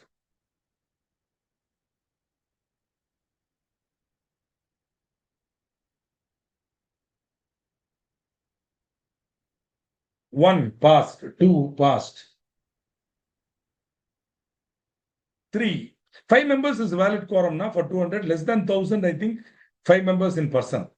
3 are in favor, 1 is neutral, 1 is against. Example I gave now, same thing. Neutral should be ignored, ma. Then you take that 1 against, multiply by 3. 1 into 3 is 3. 3 members are in favor, passed. 3 also passed. 2 also passed. Actually, Indumati ji, it is Y. If you have a doubt, you can raise it also. Now that I've given the answer. See, 3 members attend the meeting. 2 are in favor, 1 is neutral, none against. So, in the case of special resolution, the technique is very simple. Find out how many are against. Ignore the neutrals. Again, to repeat and to reiterate, neutral is not negative. Silence is not negative. Neutral is 0, ignore. That leaves you with none against. 0 is against. So 0 into 3 is still 0. Okay, 2 is greater than 0. Therefore, passed. That is clear. Now come to the second one. 2 members attend the meeting of a private company. 1 member is in favor. The other does not vote. Now, how many votes against? How many votes against? 0. 0 into 3 is 0. 1 is greater than 0. Therefore, in the second case also passed. Go by the arithmetic. Don't go by the logic. Your mind is telling you, no, this fellow is telling some nonsense, man. How is it possible? 1 member in favor, other does not vote. So special resolution can be passed. Go by the definition. 3 times the number of votes, if any, cast against. If any. Now you understand, if any. Why if any? If there is no vote against, then 1 vote cast in favor is, so 0 votes against. Now 0 into 3 equal to 0. 1 is greater than 0. So that's all. Okay. Third case I explained to you. So I know this is a little bit troubling you because in your college or in your earlier class, reading or whatever, you have understood that special resolution means 3/4 majority. Special resolution means only a majority. Special resolution means 2/3 majority. What this Srikanth is telling nonsense like that. Sorry, this is the definition as given in the Companies Act. It is also given in your Board of Studies material. Please go through it, apply the logic. You will agree with what I said. Okay. Got it? In fact, these questions were asked in the company secretary final examination. ACS ka final examination question this one. Those days. Okay. We have also seen special notice. When did we see special notice? When we came to auditors. When we came to auditors, we saw special notice. Do you remember? Special notice. In what context did we see special notice? Anyway, let's have a small break for about 5 minutes. Is that okay? Let's have a small break for 5 to 10 minutes. Okay? Got it?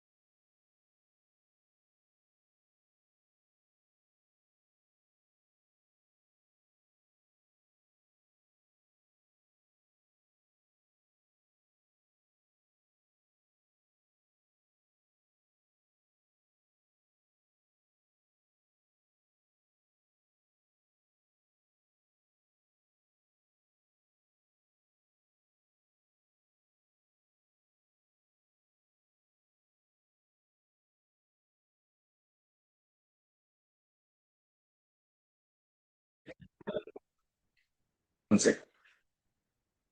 Welcome back from your well-deserved break. And I have a very nice query not a query, but a request on the query pad from Mr. Keshav Chaudhary from Visakhapatnam.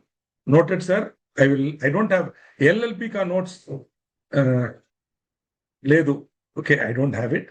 My Hindi is my Telugu is very bad. Though I said Telugu is a great language, I cannot speak Telugu. But your Telugu is very nice. That too, Visakhapatnam Telugu. Nice, very polite and very nice Telugu. And thank you. So I will definitely upload dividend in the notes along with my meetings notes, management and administration. I will upload my dividend notes also. Any of you want to download and read it, please read it. The LLP, I have not prepared notes. So sorry. Now dakkara ledu. I think I don't know whether I'm right. My Telugu is very bad as my Hindi. So but Telugu is the greatest language, no doubt at all. Okay. Chalo. Now, so having replied to that query, let me move on. So special notice. Now, we already seen special notice, as Nagaraju rightly says, in appointment and reappointment, where you are appointing a person other than the retiring auditor. Or specifically resolving that the retiring auditor shall not be reappointed. So there is one matter which requires special notice in your syllabus. There's another matter in the final syllabus, directors, where you are removing a director, or appointing a person in the place of the director, so removed. So you are removing a director. He is already a director, you are removing him. Such a person you're removing requires special notice. Okay. Also, if you're appointing a person other than the retiring director at that meeting, special notice. Normally, notice is given by the company to the members. But special notice is a notice given by the members to the company. Okay. Now, so where any provision in the Act requires special notice, it has to be given in accordance with Rule 23. Now, the minimum number of members. I know what you should do. You should prepare a chart in your notebook. Requisite number for 100. Requisite number for balloting. Requisition is the same as 100, no problem. Then minimum number for special notice. Write it in one page on a full step sheet in landscape form. No? You write it neatly in your own hand. See, if I prepare and give it to you, you will write. Once you write with your own hands, with a nice thick ink pen, in your notebook also, maybe, if you have a 5-subject notebook, in that notebook somewhere, you write it. You read the 3 sections, then you remember in your mind, then with the pencil you write it. Then you read the section again. If you made any mistake, correct it. And then ink the answer. Believe me, you will never forget it. You will never forget again. Read, write from memory, correct it, ink it. You will never forget it. So you have to take my challenge. This is there for all things. So if you write it, you will not forget it. So in your notes, you read my PowerPoint. Then from the memory, you write in pencil. Then again refer to the provision. Wherever you made a mistake, no problem. Correct it. If you want the place where you made the mistake, now ink it in red. So you will never forget that part. So this is one method of remembering, if you want. Just a suggestion. If you think you want to do it, please do it. Otherwise, don't the way you want to. If you don't want to use, don't use. If you don't like what I'm saying, leave it. But if you like it, do it. Okay. Now, special notice shall be given by such number of members holding not less than 1% of the total voting power, or on which an aggregate sum of not less than 5 lakh has been paid. So whichever is less. So some huge paid up capital is there, then 5 lakh will be less than 1%. No problem. Or small paid up capital is there, then 1% is enough. So 1% of total voting power. Be careful. Total voting power means what? If it is a company having share capital, total voting power is the total number of shares. Always remember, total voting power is the number of votes which will be cast on a poll. the total number of votes which will be cast on a poll. On a poll, 1 share, 1 vote. So number of shares in the paid up capital is the total voting power. So these guys should hold, even a single member is okay, provided he is holding not less than 1% of the total voting power or shares on which an aggregate of not less than 5 lakh rupees has been paid up. Then that notice should be sent by the company, by the members to the company, not earlier than 3 months, but at least 14 days before the meeting. So you want to be safe, you send it 3 months, you send it, yeah. Now you know the company will hold its AGM sometime in July, August. Nah. So you be safe, you send it in April. But suppose the AGM notice comes to you, then within that 14 days, that you are getting it 21 days before, then at least 14 days before you have to send it. Again, 14 clear days, meaning not including the date on which the notice is given and the day of the meeting. Special notice can be given by email, provided you should give it from your official email address. The email address registered with the DP or with the company. If you have that registered email ID, you have to use it.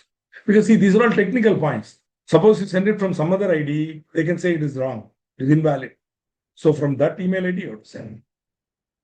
The company shall immediately after the receipt of the notice give its members notice at least 7 days before the meeting. Again, exclusive of date of dispatch and date of meeting.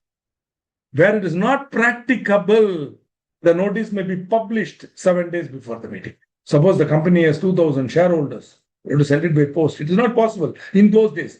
Today, it is not very difficult. Email can be sent. Even then, drafting that email, getting it approved. See, procedure is there now. So you feel it's not possible to send the mail.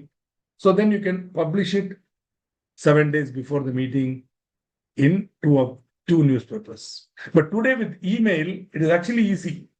You can send it. Now, matters requiring special notice. Appointing a person other than the retiring auditor at an AGM in your syllabus, 140 subsection 4, also expressly resolving that the retiring auditor shall not be reappointed. Okay. The retiring auditor shall not be reappointed. Removal of a director. Appointment of a director in the place of the director so removed at that meeting. These B and C are not in your syllabus. A is in your syllabus. A1 and A2. A2 I have not given here. Appointing a person other than the retiring auditor at an AGM, expressly resolving that the retiring auditor shall not be reappointed at an AGM. In both these cases, this at an AGM is very, very important. Only this will happen only at an AGM. The retiring auditor will retire at an AGM. Na? You are appointing a person other than the retiring auditor, or expressly resolving that the retiring auditor shall not be reappointed. Now, if you remember your auditor topic, the auditor will have a right to respond and all, but that is part of auditor topic, not here. That section 140 says the auditor should have a right to make representation, etc. This is only regarding how the notice should be given. When we studied that topic now, 140 subsection 4, I remember that I taught you 115 also. Agreed? So this is. Now we come to a very, very important and interesting form, MGT 14. Now, this is the most favorite form of the company secretary in practice, or any company secretary. You ask any company secretary, any conversation, you ask him, sir, what is the procedure? Even without asking what is the matter, you say, sir, form number MGT 14 to be filled. No, MGT 14 will file, yeah, but tell me what else has to be done. Okay. So this MGT 14 is a very important form. It is where certain resolutions and agreements have been passed in the general meeting now. Okay.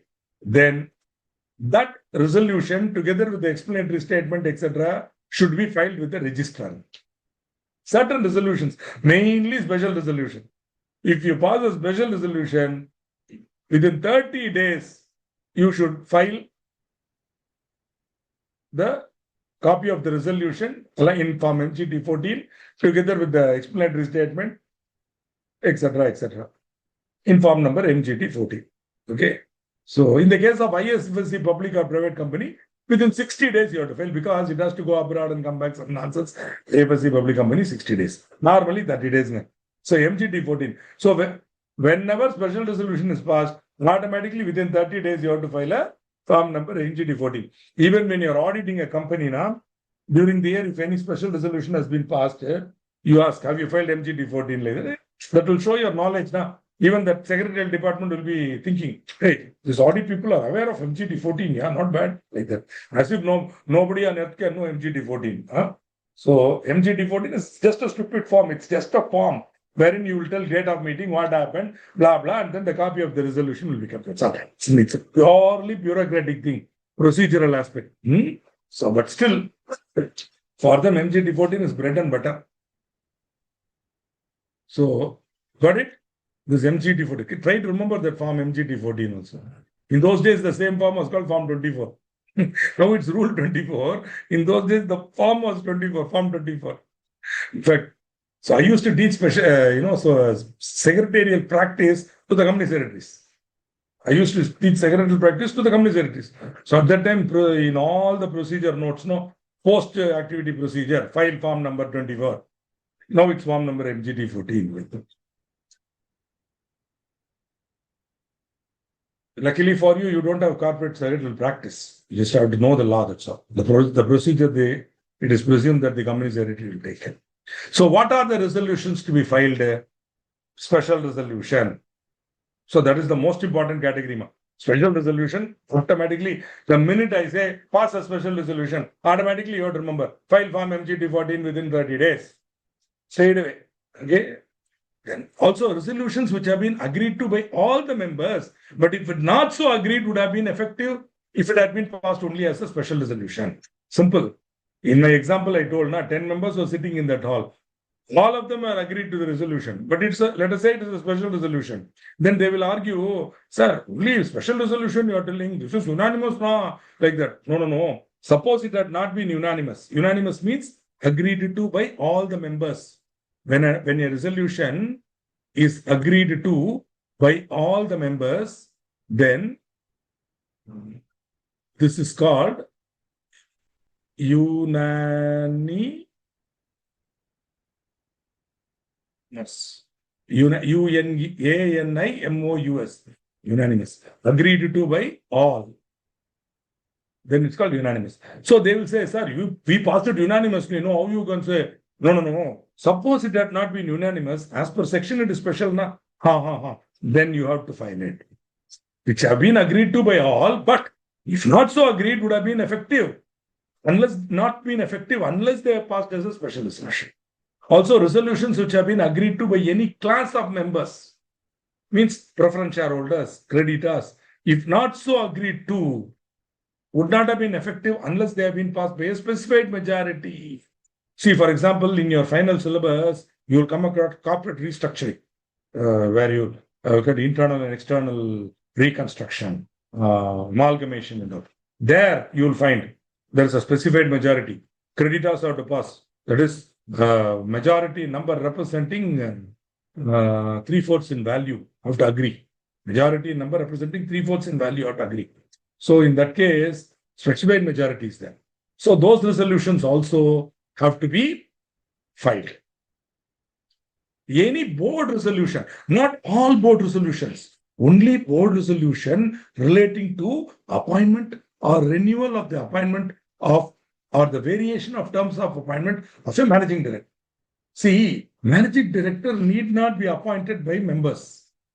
He can be appointed by board also. Surprising. But provided, the company should be so profitable, so big, that, even that man, that approval, it has to be ratified by the members. But appointment can be done by the board. Got it? If so, that board resolution for appointing or reappointing or varying the terms of appointment of a managing director, you have to file. Only managing director you have to file. Any resolution for winding up the company voluntarily, either under section 59 of the IBC, Insolvency and Bankruptcy Code. I think that is there in your syllabus, but IBC, I think you studied already IBC, Insolvency and Bankruptcy Code. So that resolution for winding up a company voluntarily will have to be filed. Board resolutions under 179(3). Mainly, these are financial and strategic matters. For example, issuing shares, buyback, borrowing money, investing the funds. And 179(3). These are matters which can be done only at a meeting of the board. All this you will study when you come to your finals. Self-paced, you will come now. At that time, you will study 179. As of now, what you need to know is where a resolution by the board is passed under 179, which are resolutions on important financial and strategic matters, then that has to be approved at a board. Means you have to file the resolution. So normally, board resolutions are secret.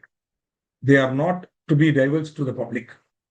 Except certain matters for listed companies, they have to announce it to SEBI. But not all matters. For example, the quarterly financials need not be told. Means the future plans need not be told unless the board wants to announce it.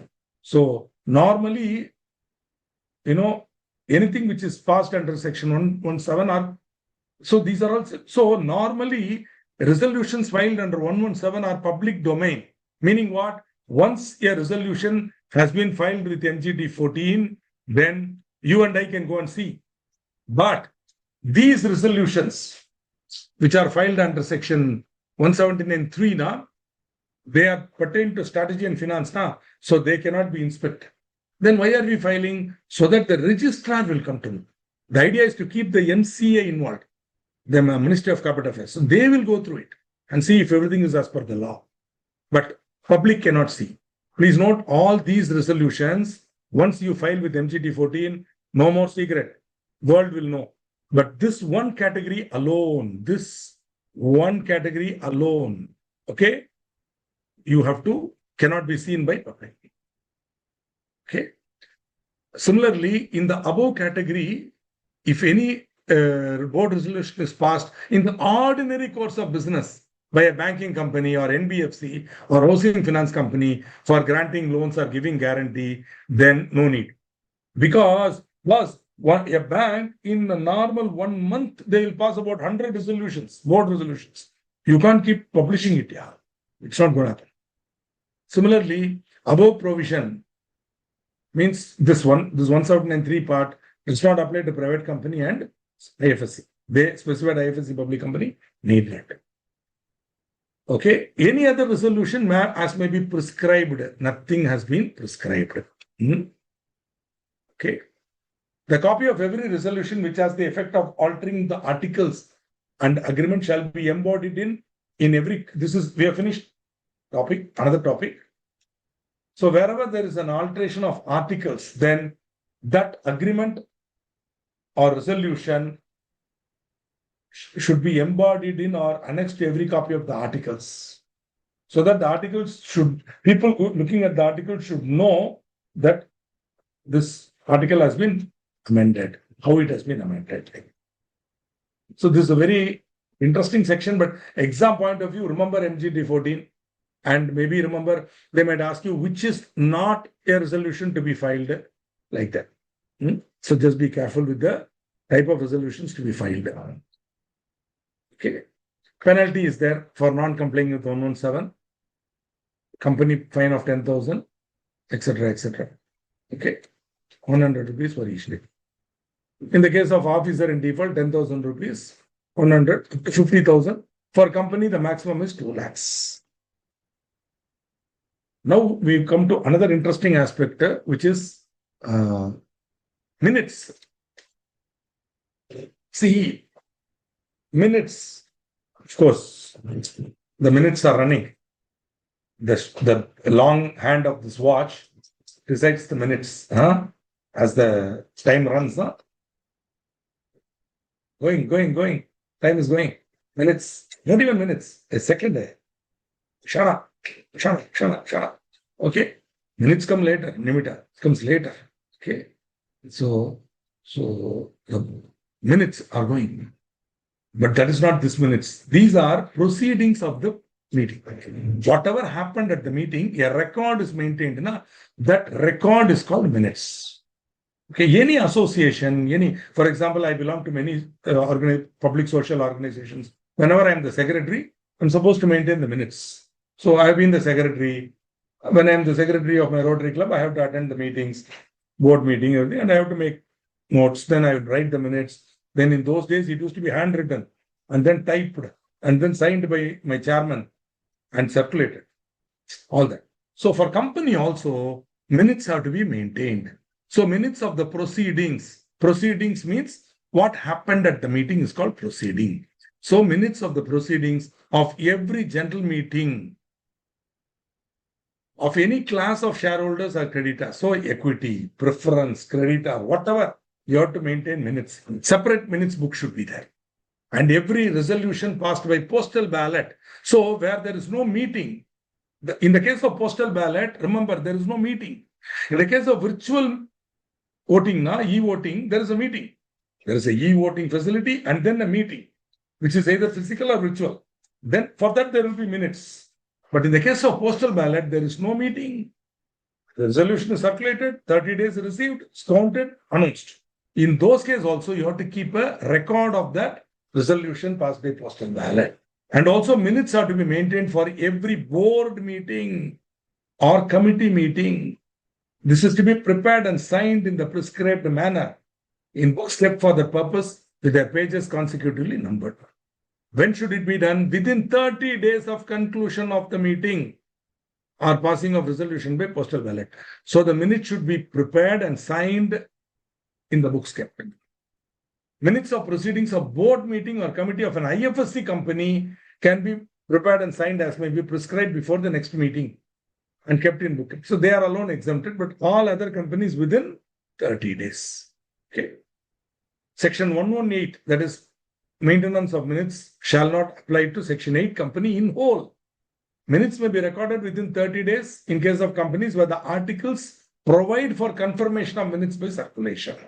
So where there's a need for confirmation of minutes, it has to be kept. But even then, Section 8 companies also should have minutes recorded within 30 days.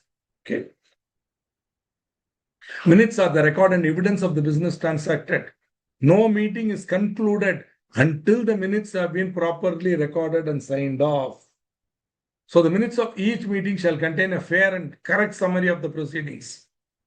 All appointments made at any of the meetings shall be included in the minutes of the meeting. A distinct minute book shall be maintained for each type of meeting. Remember this. So for general meeting, separate. Alag, you have to maintain. You can't have one book for all, one after the other. So separate for general meeting, creditors, board, committee. Each committee they should separate. So the minutes of the proceedings shall be entered in the books along with the date within 30 days of conclusion of the meeting. A brief report of the postal ballot conducted, how many votes for, how many votes against, etc., along with the resolution should be entered in the minutes book of general meetings. The minutes books of general meeting, board and committee shall be kept at the registered office and shall be preserved permanently and kept in the custody of the company secretary or any director. The minutes can be kept in a place as the board may decide. In case there's a corporate office, they can keep it there. Each page of every such book shall be initialed or signed, and the last page of the record of proceedings of each meeting shall be dated and signed. Who should sign? In the case of board or committee, the chairman of that said meeting or next meeting. See, usually what will happen, the minutes of the board meeting will be read out at the next board meeting and confirmed. So in case the chairman of the earlier board meeting was not present, the chairman of the succeeding meeting can sign after confirming.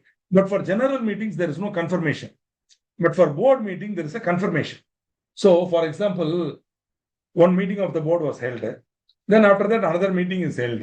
Now at the next meeting, the minutes of the first item of agenda will be election of the chairman. Then second, minutes of the previous meeting approved to be approved. So the company secretary will read out the minutes. For example, he might read out something, just for joke, don't take me seriously. You say, during the board meeting, there was a vehement argument.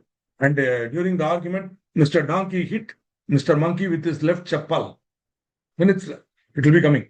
Now immediately Monkey stands up and say, I take strong objection, sir. Why, what? It was not the left chappal, it was the right chappal. Please make the correction. Whatever may be the correction, that will be noted. And then the chairman of the earlier meeting or the succeeding meeting will sign. Indumati is asking, what are the major instances when we pass special resolution? If I start answering, my memory will be tested. What you do now, you take your board of studies material. chapter by chapter, you keep your notebook separately. Then keep on. It's a good revision also. Whenever you come across special resolution, write it down. Finally, at the end of this exercise, Indumati ji, you will have a list of major instances when we pass special resolution. This is one method. Another is many textbooks, like Taxman and all, they'll have an annexure giving matters. Or go to Google, just type out why Srikanth, this idiot does not remember all the instances. You have yourself seen so many instances, now buyback. So many are there. Madam, your knowledge of company law, you are asking. You should know. You should know. You should see Srikanth knowing and telling you, Srikanth will pass the exam. If you know what are the major instances where special resolution will be passed, you will clear the exam with 60%. What do you say, Indumati ji? Instead of asking me to tell you, you prepare that list. Then you will not forget it. I know some you might get angry with me, Indumati ji, but think about what I'm saying. This entire subject now is nothing but that list of special resolution. If you remember those instances now, in the exam, you'll get very high marks. Suppose Srikanth remembers and repeats it to you, he will get again 75 in exam. You want to get. I know I'm being a little rude and arrogant, but think about what I'm saying, Ji. What do you say? Huh? You prepare that list. It is there. All of you, this is not only Indumati. Every one of you homework. Go start revising the subject now. Whenever you come across special resolution, separately in one notebook, make a note. So that at the end of your revision, for your 148 till 148 syllabus, you will have a list. Then it will become a quick revision for you before the day of the exam also. Again, I'm telling you, if I give you or if you download it from Google, you will not remember. But if you write it with your own hands, you will remember. So I'm telling in your own interest. See, Mr. Srikanth, you are here to teach me. Don't waste my time. Can you give or not? I'm sorry, I can't give. Is it there in Google? It is there in Google. Can I download it? Yes, you can. Will that help me? No, it won't. Unless you prepare it, it won't help you. Okay? So this is my humble submission to you as a teacher. So I'm not that easygoing teacher, who will open your mouth, feed you. That won't happen with me. Not now, not ever. Right from 1992, I have been teaching now. Never I have been spoon feeding or, help. The idea, why I am telling this, from now on, you have to start preparing seriously for the exam. Gone is the time when, you can sit back and ask Srikanth or your other faculty, whatever, whichever gentleman who is teaching or lady, please tell madam, what are the instances where special resolution? That fellow also may tell you. I won't tell. I have told you every session, I told you, in every topic I told you, you should remember all that. Okay. This is not only for Indumati. This is for all of you. Okay. See, in the exam, who will come and tell you? Today, one of my article clerk, we were doing something. At the time, you were saying, sir, I'll come and check up and tell you, sir. I said, hey, come on, if this comes in the exam, you'll go check up and tell, you should write now, yeah. So you should be prepared for it. Don't underestimate the CA exam. Today, the result has come. That is why I'm telling. Don't underestimate this exam. The small catches will be there. Small questions that you have to be very careful while reading the question. Okay. Just be careful, that's all, nothing else. The rule followed for minutes of general meeting applies for any resolution passed by postal ballot. I know I overreacted to Indumati's request, but the overreaction was meant to give you a suggestion on how you can prepare for the exam. Chalo, we have to complete this topic by today, this slide by today. Is easily possible, not difficult. Matters that shall not be included in the minutes. Any matter which in the opinion of the chairman could be reasonably regarded as defamatory, irrelevant or immaterial, detrimental to the interest of the company. For example, I told one matter, Mr. Donkey hit Mr. Monkey with the right chappal, left chappal or right chappal. See, Monkey is remembering, I don't. Okay, the point I'm trying to make is that is not in any way material or relevant for the proceeding. But company secretary is sincerely noting down Donkey, and that too he is noting the correct chappal also. Which chappal? He noted it wrongly. Monkey wants to correct it. All that is irrelevant or immaterial. Therefore, chairman can say, what is this, Mr. Secretary? Why are you writing all this nonsense? Those fellows are already fighting. Why are you writing all these things? Please remove it from the minutes. Then bring the minutes again after removing. Then again sign. Okay. So, chairman shall exercise absolute discretion in regard to the inclusion or non-inclusion of any matter in the minutes on the ground specified. That is the chairman's absolute discretion. Matters to be included.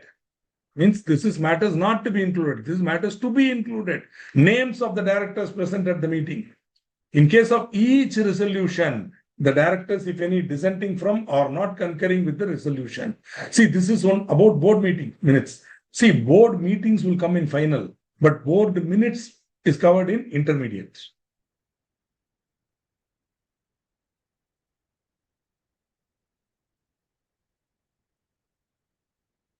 No document purporting to be a report of the proceedings of any general meeting of a company shall be circulated or advertised at the expense of the company unless it includes the matters required by this section. Meaning, you can't write some nonsense and send it as proceedings of the meeting. It should be statutorily prepared. Also, there are some secretarial standards prescribed by the ICAI and approved by the central government, which has to be complied with. Okay.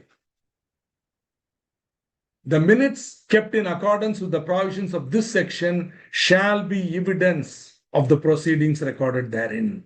Meaning what? In a court of law, the minutes can be produced as prima facie evidence. Got it? They need not be proved further.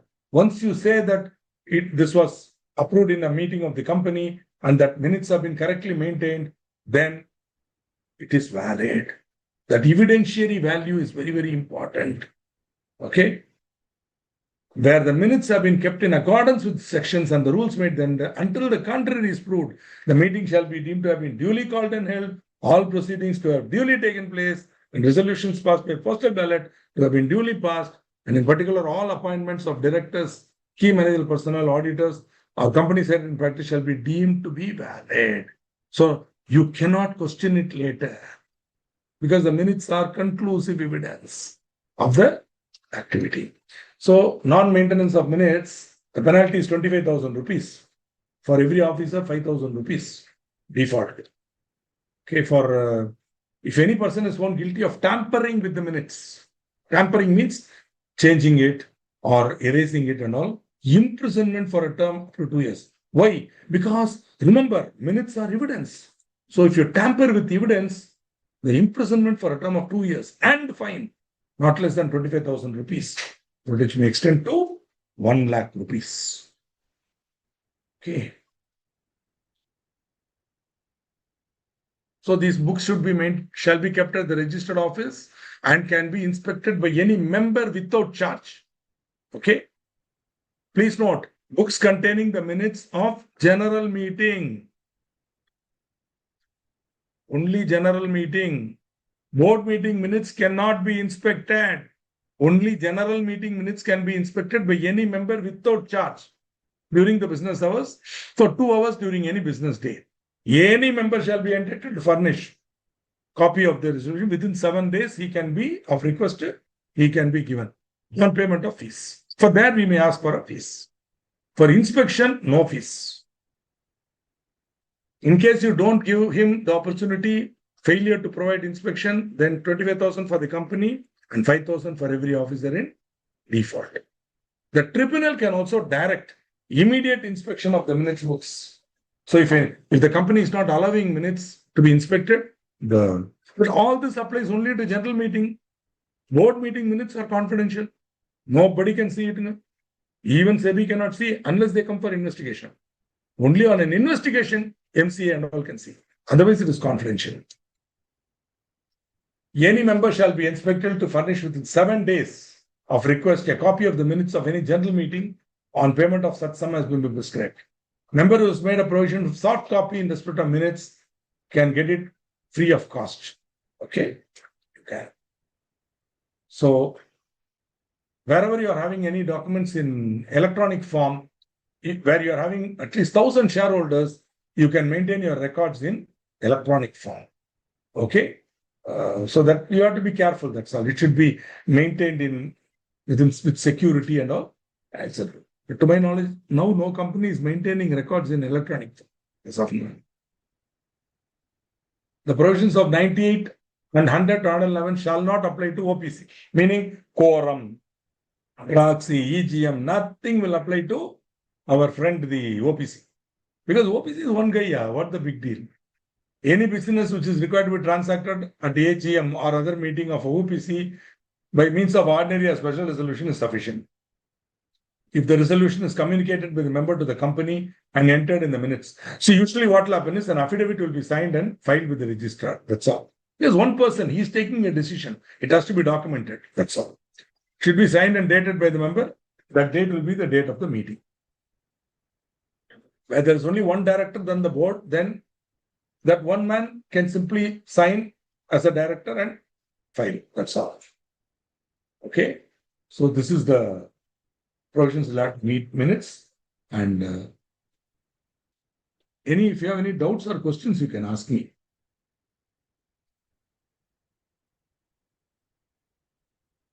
If you have any questions, queries, we have another 5 minutes to go. If you have any queries, you can ask. I will wait for 2 to 3 minutes. In the next class, I will take up registers and returns and all that. Very theoretical subjects. And then we will, with that, the topic will get over. So I was very worried whether this slide will get over today. So that I'm very happy that we completed this. Okay. Almost 165 slides. Almost 170 slides. So, any questions, queries, kindly put it up. If not, I will close it. I thank you for being a great audience, and I congratulate all of you who have completed the intermediate course, and look forward to receiving similar good news from the existing batch also, that you will also clear the paper with very high marks, so that it will help you in your aggregate, and also you'll clear the intermediate and be done with it and move on to your final exam. Okay, I'm saying bye. Since I'm getting nothing here, I am assuming that you have nothing more to ask. And if you have, then you can ask in the next class, which will be on the 11th. Till such time, saying good night to all of you. Bye. Sir, class over, sir.